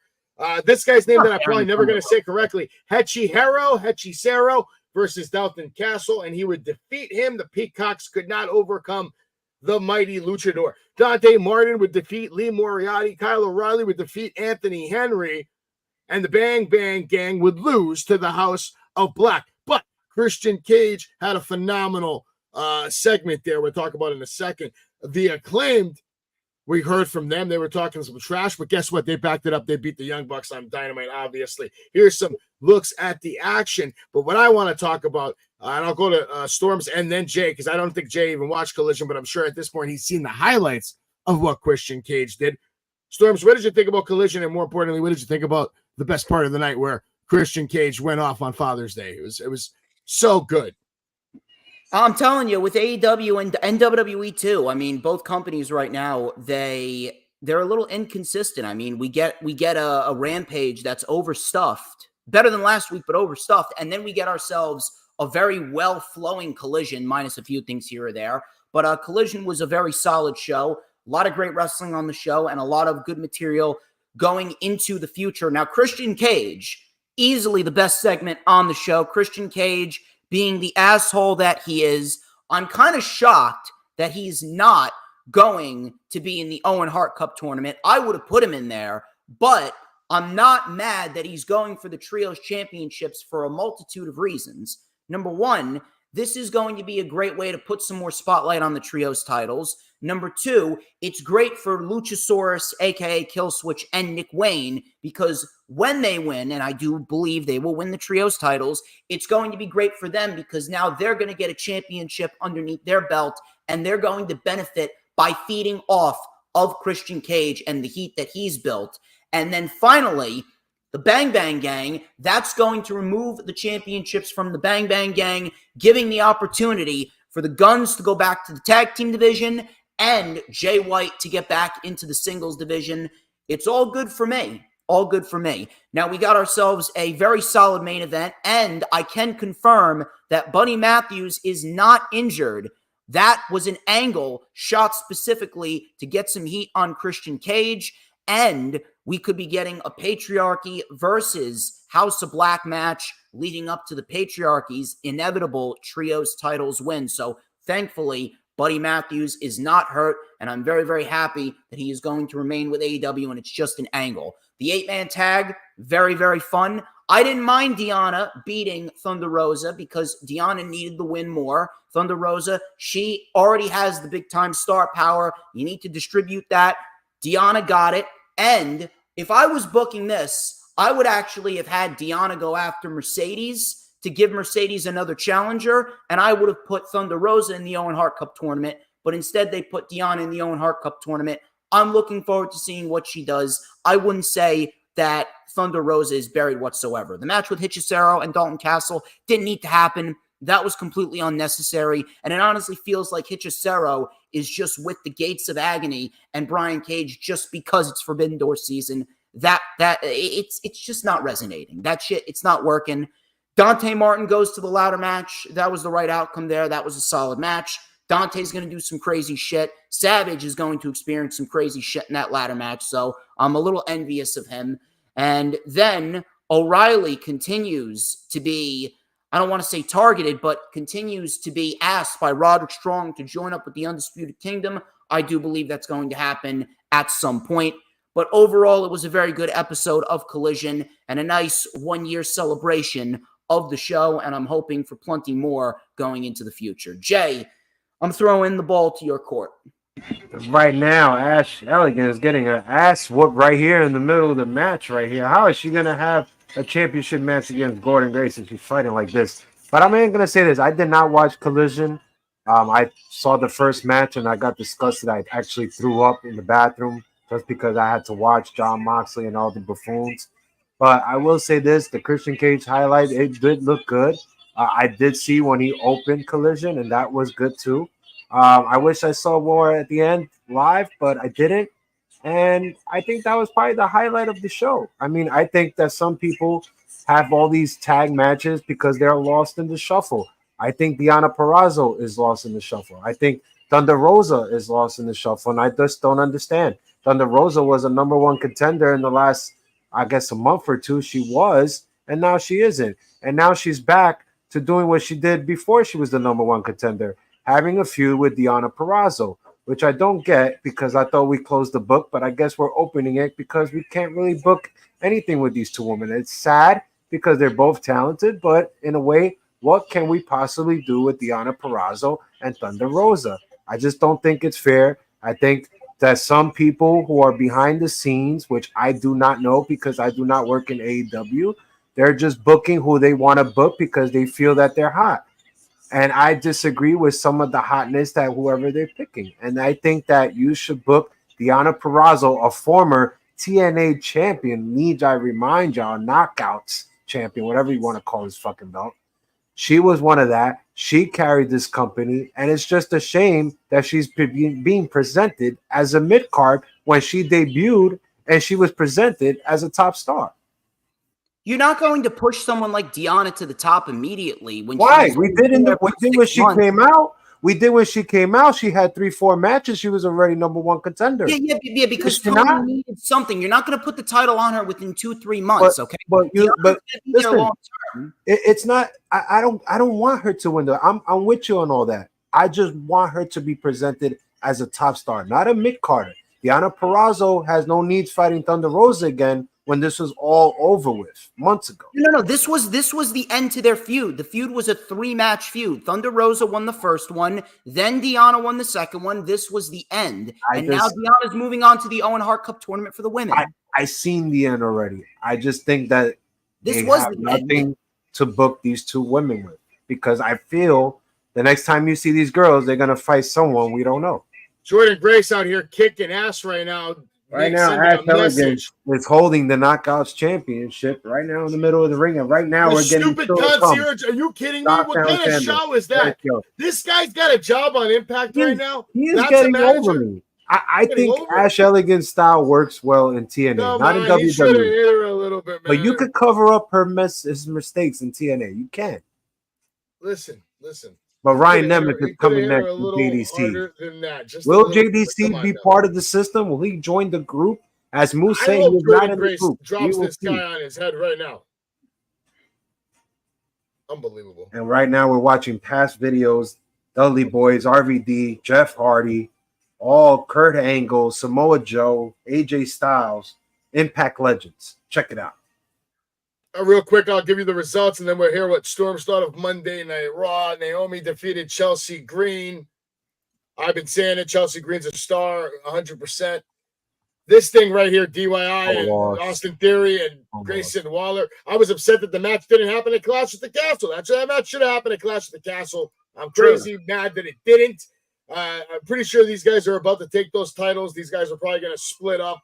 The signs are way too obvious. Santos Escobar defeated Apollo Crews. Apollo Crews on SmackDown again. Not sure what that really is doing for him at this point, because he's just coming out here taking L's.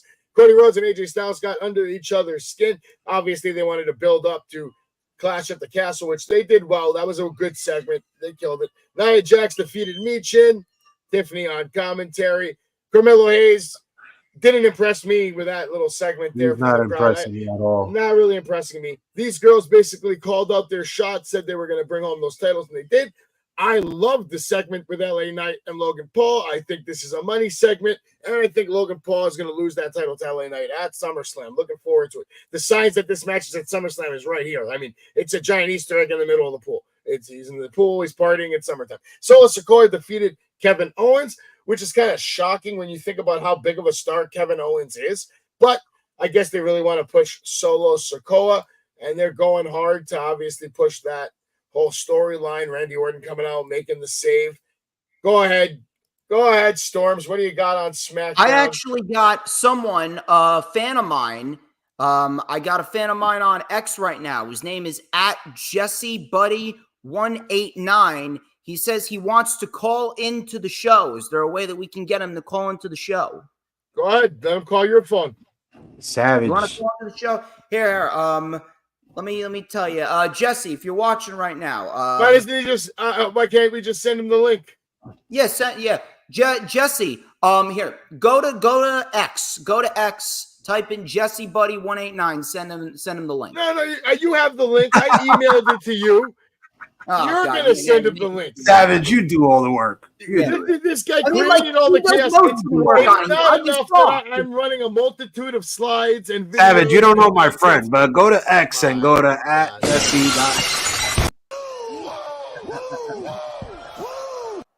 Not gonna lie, I do like these little fight nights that they're showing. You have a bowl there with the buttons over there.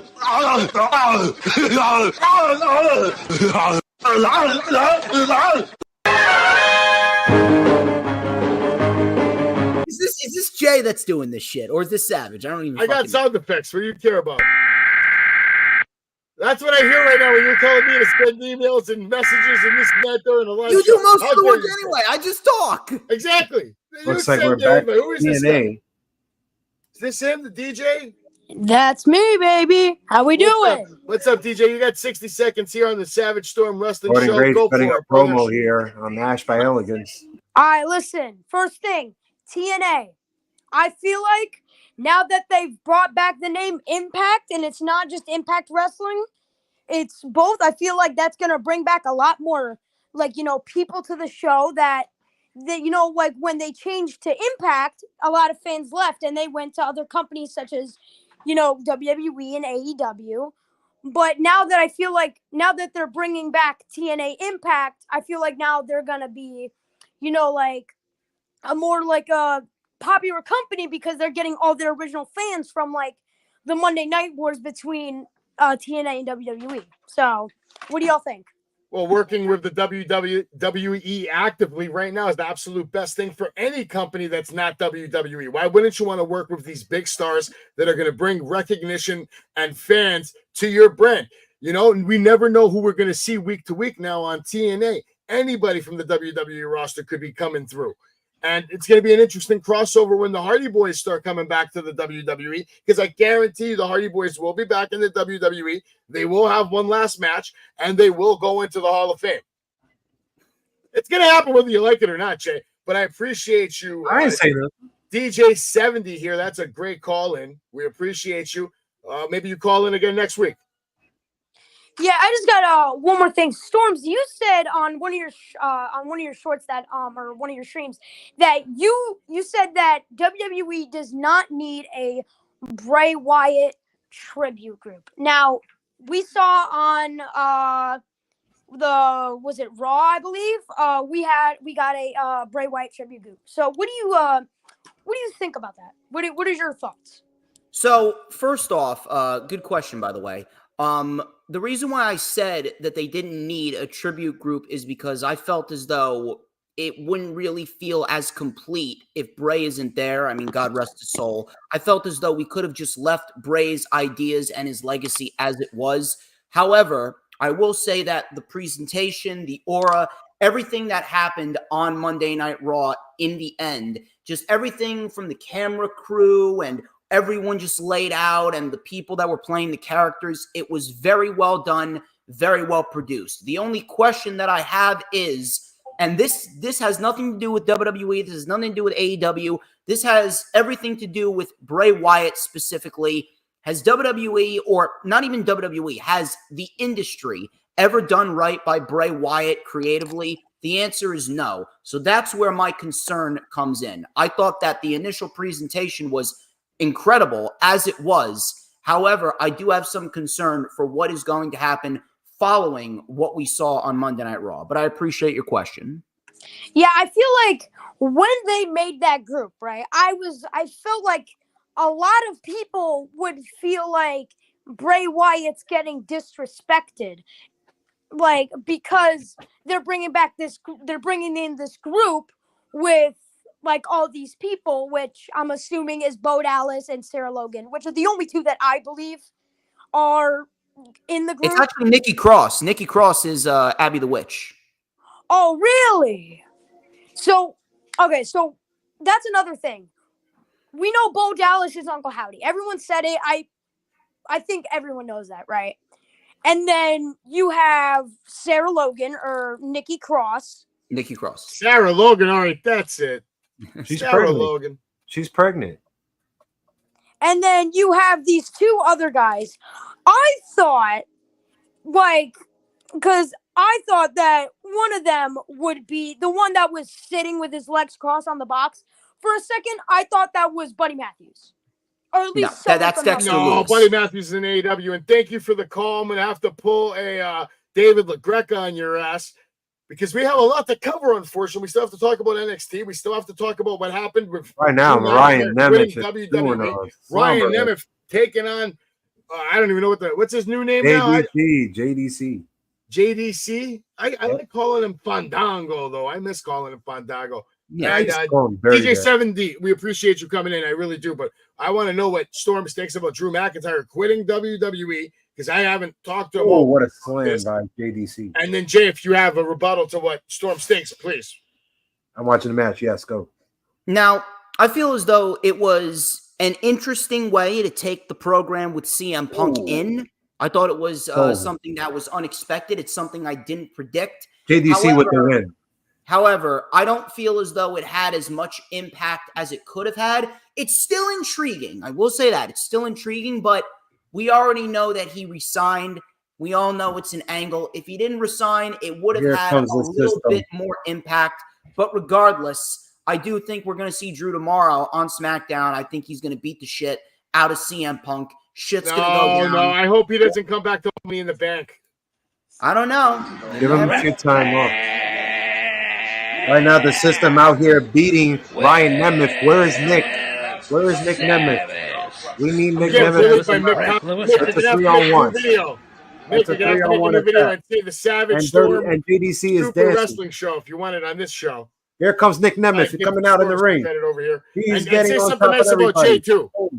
He's beating JDC down. He's beating the this system. match is Nick Nemeth is going at it. For Jay. Nick Nemeth. Is there something on the line There goes here? Or is this just a JDC. match? And here comes Ryan. Here comes the Nemeth brothers. Boom, boom, boom, He's boom, watching boom. TNA Impact. We still have to talk about And there goes the system. Raw. Edwards is down.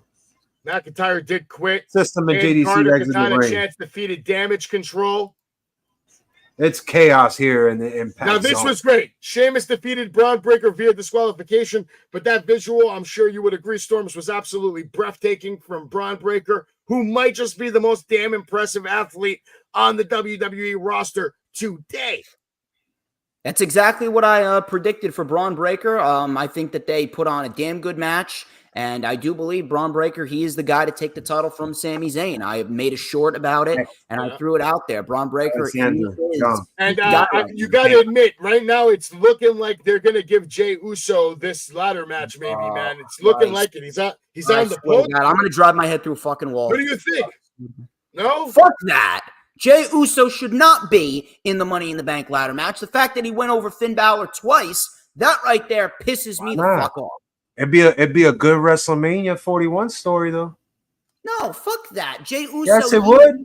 He will get the biggest pop of his life. Over a guy like Finn Balor. He will get the biggest pop of his life if he won the I belt don't at give a WrestleMania. fuck. He's not a good singles wrestler. It's not you. It's the money. We need the money. We need the fans. WWE We want to give them what they They're want. making more money than they need. They will make more money. Listen, Jey Uso is the #1 merch seller. Period. Who gives a If fuck? I don't he give a wins fuck at about merch. WrestleMania, it will be the biggest ever. I said the same thing about Zack Ryder winning the Intercontinental. That's what I thought. It's time to find out what DJ Storms thinks about the Wyatt 6. Well, after what you heard me talking to my good fan over there, Jesse, his name is, I thought that the presentation, as I stated, was great. I think that they have the right people in the right roles. You got Dexter Lumis in there. You got Joe Gacy. You got Nikki Cross, Eric Rowan, and Bo Dallas. He is the leader. He is Uncle Howdy. I thought that everything that happened was picture perfect. I thought it was a very nice tribute to Bray Wyatt. I still don't think it's necessary. The only concern that I have is I don't feel as though we should have faith that they're going to do this group right based on all the other times in the past that they did not get Bray Wyatt right. They did not get his creative ideas right. I'd like to hope that I'm wrong, but if history serves as a lesson, I don't think that the industry can be trusted at handling them. But I did think the initial presentation was spectacular in the way that you're on the same page with Vince Russo. He thinks that if Triple H booking this, it's not going to last more than a month. I don't agree with that. They just need to handle it very delicately. Jay, what do you think is going to happen to Chad Gable? When do you predict we see him again? If Vince Russo said that, I might agree with that. Yeah, it's terrible that they're taking Chad Gable out of the Money in the Bank qualifying match. He should be in there. If anything, I'd go with Chad Gable over fucking Jey Uso. This was very good by Seth and Damian. Raw started off on fire. I love seeing Seth come out, and right away we get a match for the World Championship. Big deal right here. Another triple threat match next week on Raw. Not going to happen now because Gable is injured. So it's dragging take off. his place? We'll find out. It's dragging off. Valkyria, Shayna Baszler. My God. I got Lyra winning the whole thing. Lyra's going to win the whole thing. SmackDown tomorrow night. CM Punk, you're not going to want to miss it. Some signs from the week. This guy right here, this was a good one right here. I'm going to just put Pat McAfee starter kit, $10. And by the way, Storms, this guy had not one sign with him, but he had two. Let's shout out Pat McAfee, Uncle Howdy. That might be the fan of the week. He was prepared. Did you watch NXT, Storms? No, I didn't, but I took a look at you piece of shit. You piece of shit. The best show on TV, and you don't watch it. No, it's not, you mark. fucking good shit. It's a great show, but it wasn't. Look at this. You're gonna tell me a show that opens up? They're all going after Trick Williams' title. My man Joe Hendry and Kazarian shows up. Dude, This Joe shit Hendry got eliminated in Woo! 15 seconds. Doesn't matter. It was Yes, a it does fire. matter. It was a fire moment. He got the cut of promo. You look like a WWE TV time. Eliminated in 15 It's seconds. a big fucking deal. We'll see him again. But nonetheless, NXT was fun. Me and Jay watch it every Tuesday night live while we bring you the weekly updates. And on this week's NXT, real quick, I'll give you the results. Obviously, this guy right here won the Battle Royal. Where is he at? Right here. Yeah, there we go. Javon Evans. He won the Battle Royal, but things would heat up as the night progressed. This match right here, Triple Three Tag Team, we knew Roxanne Perez and Lola Vice would come out on top, and they did. Lola Vice will take off the title from Roxanne Perez. Kalani Jordan and Mi Chin. And North American champion Kalani Jordan defeated Mi Chin, retained her title. Looked a little choppy to me. Let's these guys OTR. They came out. They're going to go against the Good Brothers. I don't even know if I care about that. Oba Femi. He's going to take on Wesley. Wesley will not put his eyes on any other title except that goddamn North American Championship. And I'd like to see him, maybe go to WWE or go after the world title in NXT. I don't know if it's going to happen. Fallon Henley. Someone else who needs to be on the main roster. She's phenomenal. She's down here. She's still fighting. She's fighting Carly Bright. She would defeat her.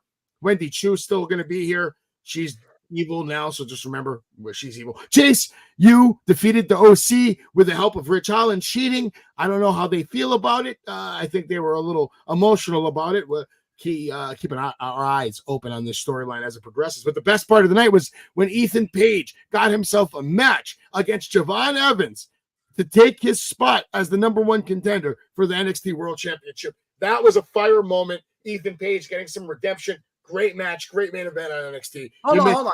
Did Ethan Page actually become the number one contender? Because as far as I know, I think it's still Javon Evans versus... No. Ethan Page is the number one contender now. He's taking on Trick Williams. Let me look this up on Wikipedia. And Impact will be in Philly at the 2300 Arena, June 28th. No. I'm looking at it on Wikipedia. It still says Javon Evans versus Trick Williams. Doesn't matter what that says. Wikipedia, you buy 24 hours a day. At the end of the fucking day, let me tell you something. It took Ethan Page 3 matches to actually get a win and finally get a decent presentation. I still do not think that they're doing right by Ethan Page because, dude, I'll tell you what, if they put the title on him, though, right now, let's say he's able to just beat Trick, it could happen. It could happen. And with the Wyatts out there, hey, I'll say this. Listen, we expect a lot of call-ups from NXT with the Wyatts out here just murdering people on Monday Night Raw and soon probably SmackDown TV. They might even show up on TNA and kill a couple of people. NXT sucks. How dare you, sir? I still got the Wyatt. How dare you? Sir? Well, nonetheless, it may suck, but on this wrestling, super wrestling, whatever the fuck you want to call it, we just covered it in like 8 minutes.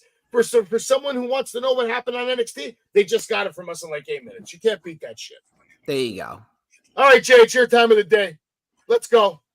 We're discussing here. After he tells us all the breaking news, which, by the way, I fucked up. I'm sorry, guys. I see, this is what happens when your producer quits on you, okay? All right, yeah, enough of that. Breaking news. Jay, go ahead. Well, Vince Russo doubles down on statement about being a better on-screen character than 80% of WCW. All right, Storms, what do you think of that bullshit? And Jay, you can rebuttal. Vince Russo's a fucking jerk-off. Jay, rebuttal? He just writes television. I think people are getting it twisted. That's a great statement. Yeah, he's a writer, not a booker. He's always been a writer, not a booker. He's always had a writer's perspective, and that's why he's fucking confused. Shane McMahon allegedly reached out to AEW talent about joining the company. And Storms, I'll go to you first because I know you love AEW. So the thought of Shane McMahon coming to your homebred love company, what do you think about that? I don't doubt that he probably reached out, but I don't think that he is going to be in AEW, nor should he be in AEW. What a dick. Nice. Good call, Elliot. That could happen right here. And continuing on the breaking news, Dominic Mysterio seemingly folds to Liv Morgan's mind games in a now deleted tweet. So basically, he put up a picture of Dwight from The Office, just like looking up uncontrollably. Basically, Dom's telling us he's losing control. I mean, that is to be expected. That is all part of the story, and it's all part of the angle to get Dominic away from Rhea before Rhea comes back and finally gets her revenge on Liv. It's pretty What typical. story? This is real love happening right here. That Liv Morgan's in love with this man. Dirty Dom. All his heat. His Latino heat. God, you people. His Latino heat. Jay, do you have a rebuttal to this? I don't. It's trash. Sami Thank Zayn reveals how he escaped the clutches of the Wyatt Six. Yeah, I know how. He left the fucking building. Yeah, you left the building. You got out of fucking Dodge. There you go. How is this breaking fucking news, ringside? This is breaking fucking news. Sami Zayn has left the fucking building. What is he, Elvis fucking You should be Presley? hiring me, Ringside News. I'll bring some eyes to your shitty fucking site. I'm fucking real. Dolph Ziggler left heartbroken following Mandy Rose's reaction to Kiss with Otis. I Do mean, we believe that? Do we believe this nonsense? No. Dolph doesn't give a shit. Only thing I'll talk about is this. I do hope we see Mandy Rose Eric back. Young coming down the ring right now. I do hope we see Mandy Rose back on WWE TV. Yeah, she's actually going to be at a wrestling event here in New Jersey, I believe. Yeah, July. Yeah. It's the Fight War at the Factory. Shore. Fight Factory. Casey Navarro's going to be there. Joe Hendry. Breaking news. WWE NXT debut overshadows popular AEW star's first appearance. Joe Hendry basically shitted on everybody's YouTube analytical numbers over the last couple of weeks. He's killing it. Matt Hardy, confident the Hardy Boys will receive their due in TNA. And we talked about it earlier. I read somewhere Matt Hardy told somebody that he sees it 100% happening. WWE, one small match, Hall of Fame. In that order.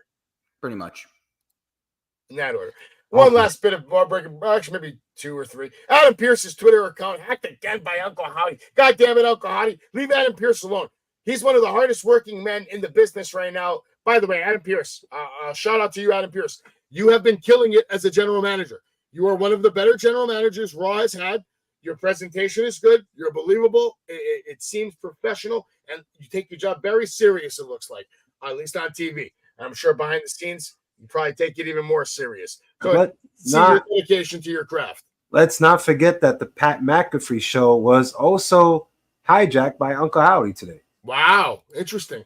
That's big time right there. Had an interview, went black. Poof. Roman Reigns. This is big news right here, guys. Roman Reigns, I'm following Solo Sikoa on social media, raises eyebrows, and it should.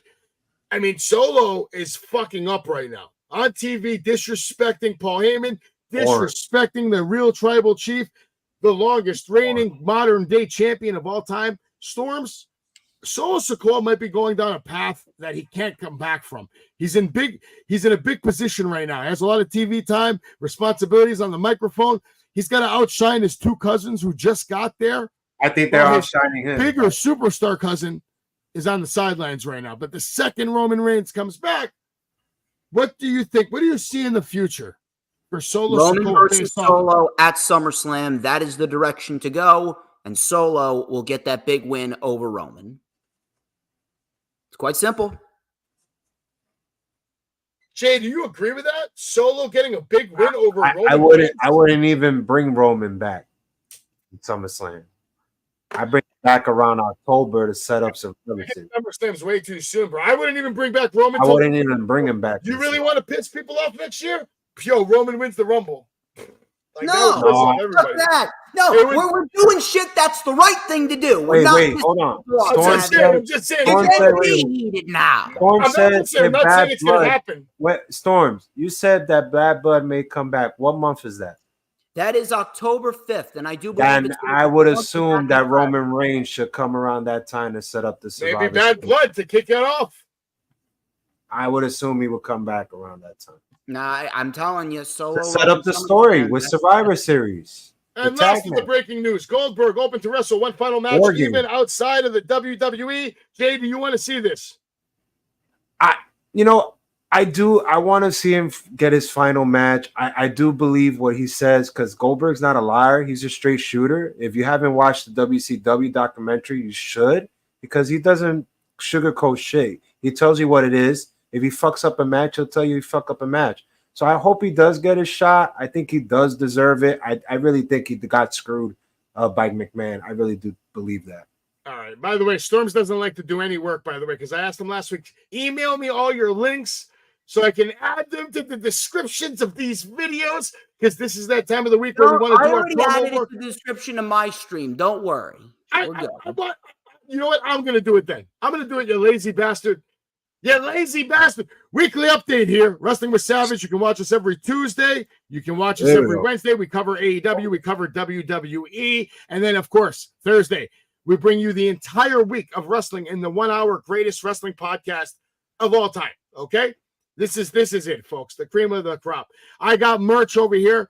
Storms has merch on his shop. I got to start doing my job. I guess I'll go do some screenshots and get some nice Storms. I'm going to make some Storms graphics too, so we can promote all his shows coming up and his channel and everything. I always promote the Wrestling Universe. If you want to find out about all their signings, just go to thewrestlinguniverse.com and you can get a look at all the upcoming. Look at this one right here. This is huge. Zach's going to be at the Wrestling Universe. Very cool. That is insane. Very cool. Check them out, WrestlingUniverse.com. I'm picking up Eric Bischoff. I'm picking up Booker T. And I'm picking up Vince Russo. You got to pick them up, man. So expect some exclusive content. I want him on the show. Conversation in the car. Well, I have to do a fucking show with Vince Russo. I swear to God. I want him on the show.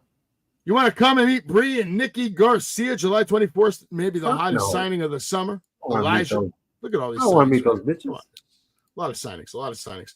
And last but not least, I want to promote this later tonight. By the way, end of the year, the Jinder Mahal, that's huge. And Shelton Benjamin, shout out to him. Phenomenal, underrated talent, always.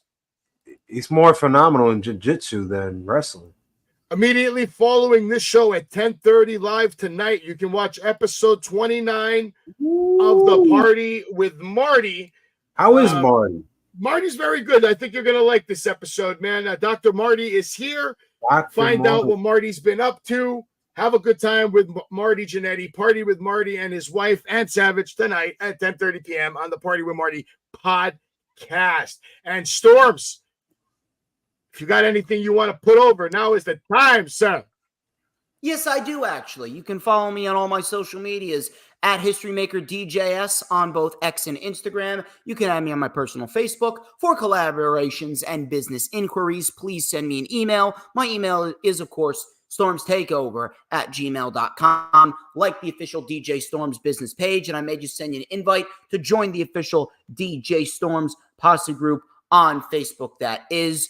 You could check me out on YouTube as well, DJ Storms. You won't miss me. We're live on my YouTube. We're live on my Rumble as well. We're building a nice, solid fan base over on Rumble. And, of course, we got ourselves Savage Storm Wrestling Super Show every single Thursday at 8 p.m. And then, of course, we got the LFU coming up this Saturday at 1 p.m. We'll be discussing a lot of shit in depth, including Joe Hendry and the plan to have him make more appearances on NXT.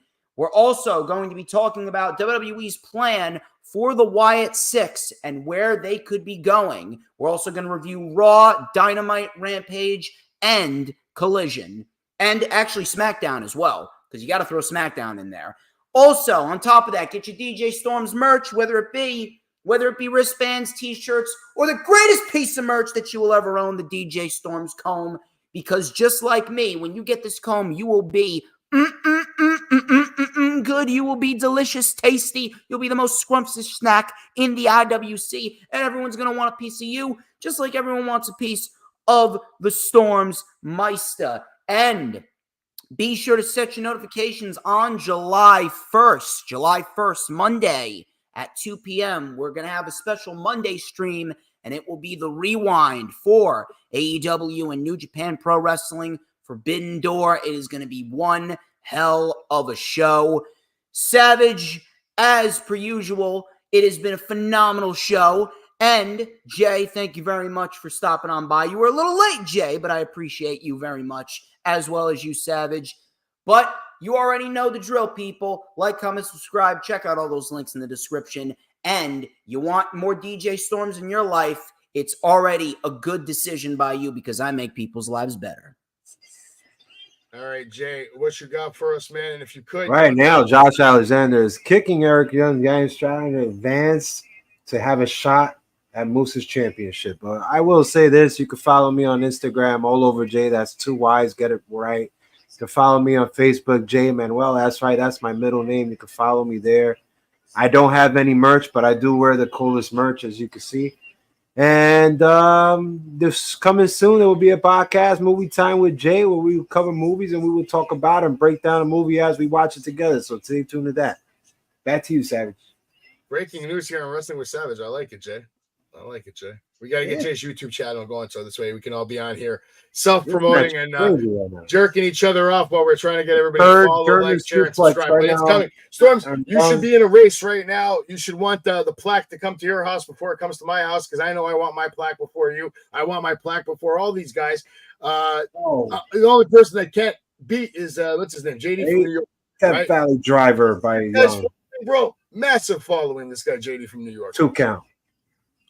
But that shows you what hard work and dedication does. That guy was streaming live for how many years before he built that following, man? Now Young's climbing the turnbuckle. These shows matter.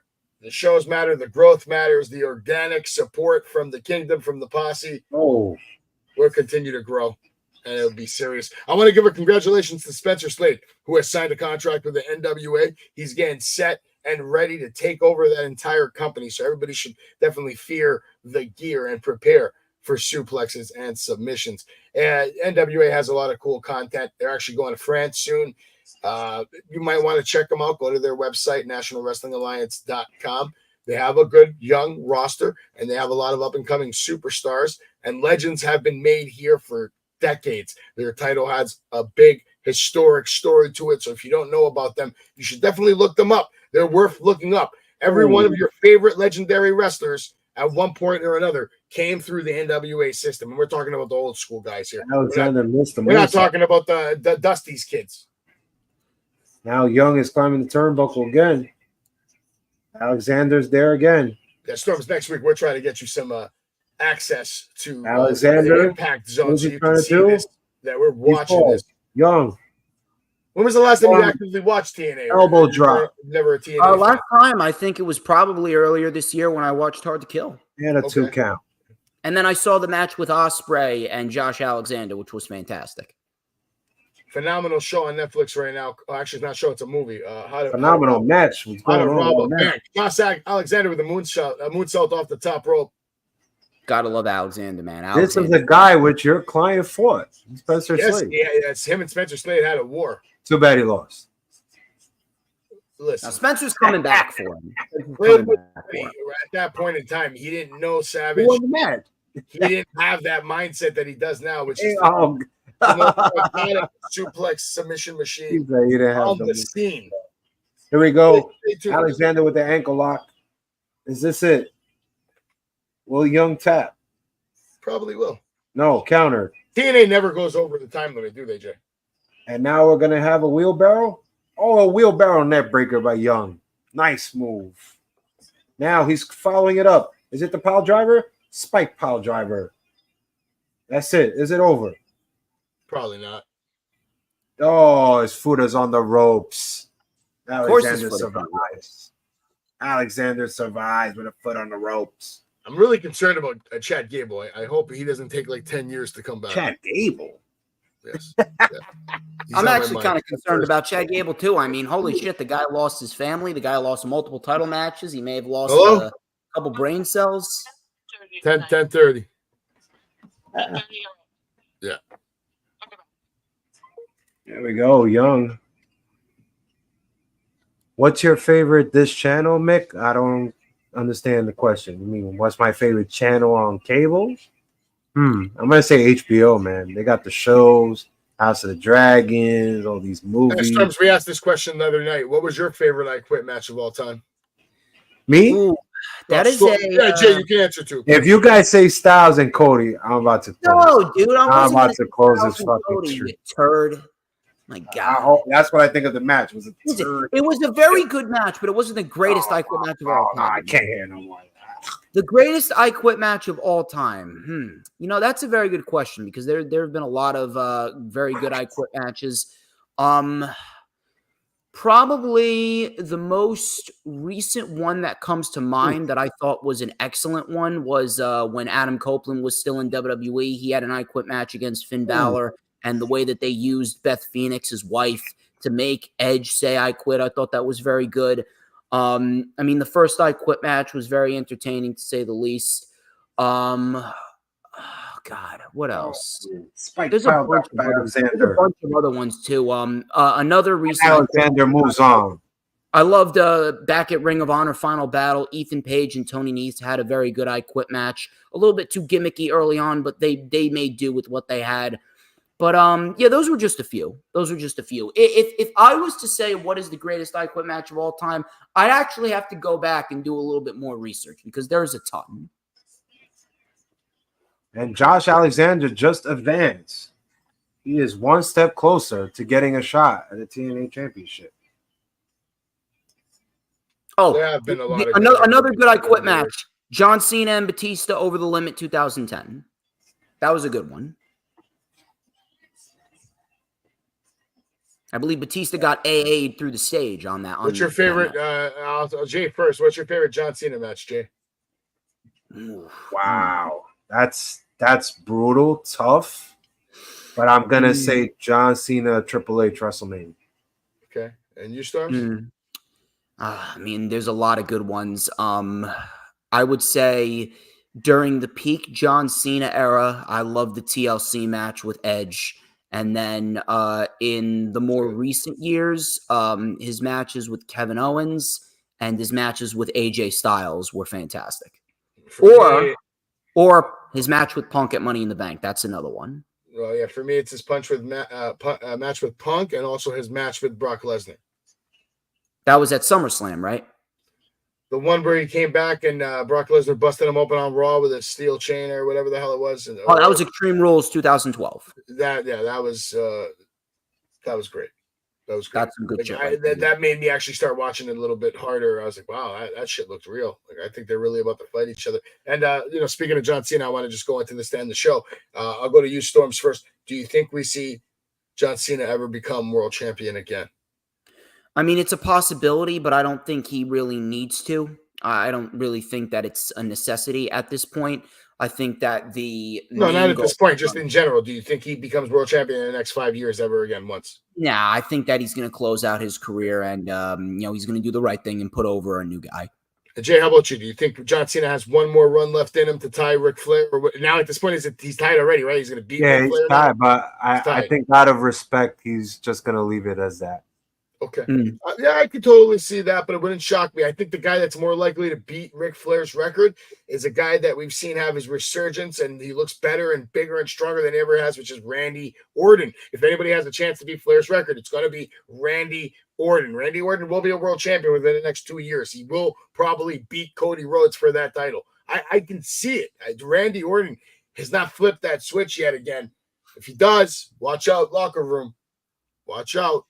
I'm going with Punk to beat Cody. Could happen. But I think that the history between Randy and Cody, it's just so much better storytelling. Still conflicted. I don't know yet. I mean, we're talking about Guy Randy and Randy Orton who slapped Cody Rhodes in the face in front of his father, disrespected his father. The footage they have on those two guys over the years, it could tell one hell of a story. I'm looking forward to it. Yeah, I like how now we're getting into like the home stretch and we're slowly starting to I want to say Randy, but the money match is The Rock and Cody at WrestleMania 41. Okay. So I can't have Cody lose the belt till after that match. Could happen. A lot could happen. The Wyatt Six are here now, so anything could happen. But you know what's going to happen again? Every week. We'll be back. Next week, episode 4 of the Savage Storm Super Wrestling Show. With a dash of J. We'll be back next time right here. You've been watching this. That means you just watched the greatest motherfucking wrestling podcast. Nick, Elliot, James, Hunter, PJ Storm, Savage. I am Savage. Like, subscribe. That is Jay. That is Storms. And we're out of here. Everybody have a good night. We're out. Pedigree, 1, 2, 3, brought to you live by the champ. A last ride straight to hell, a tombstone, a choke slam. Here to give it to you raw. This is Wrestling with Savage. SmackDown, hold the title. This is Wrestling with Savage. What? Wrestling with Savage begins now.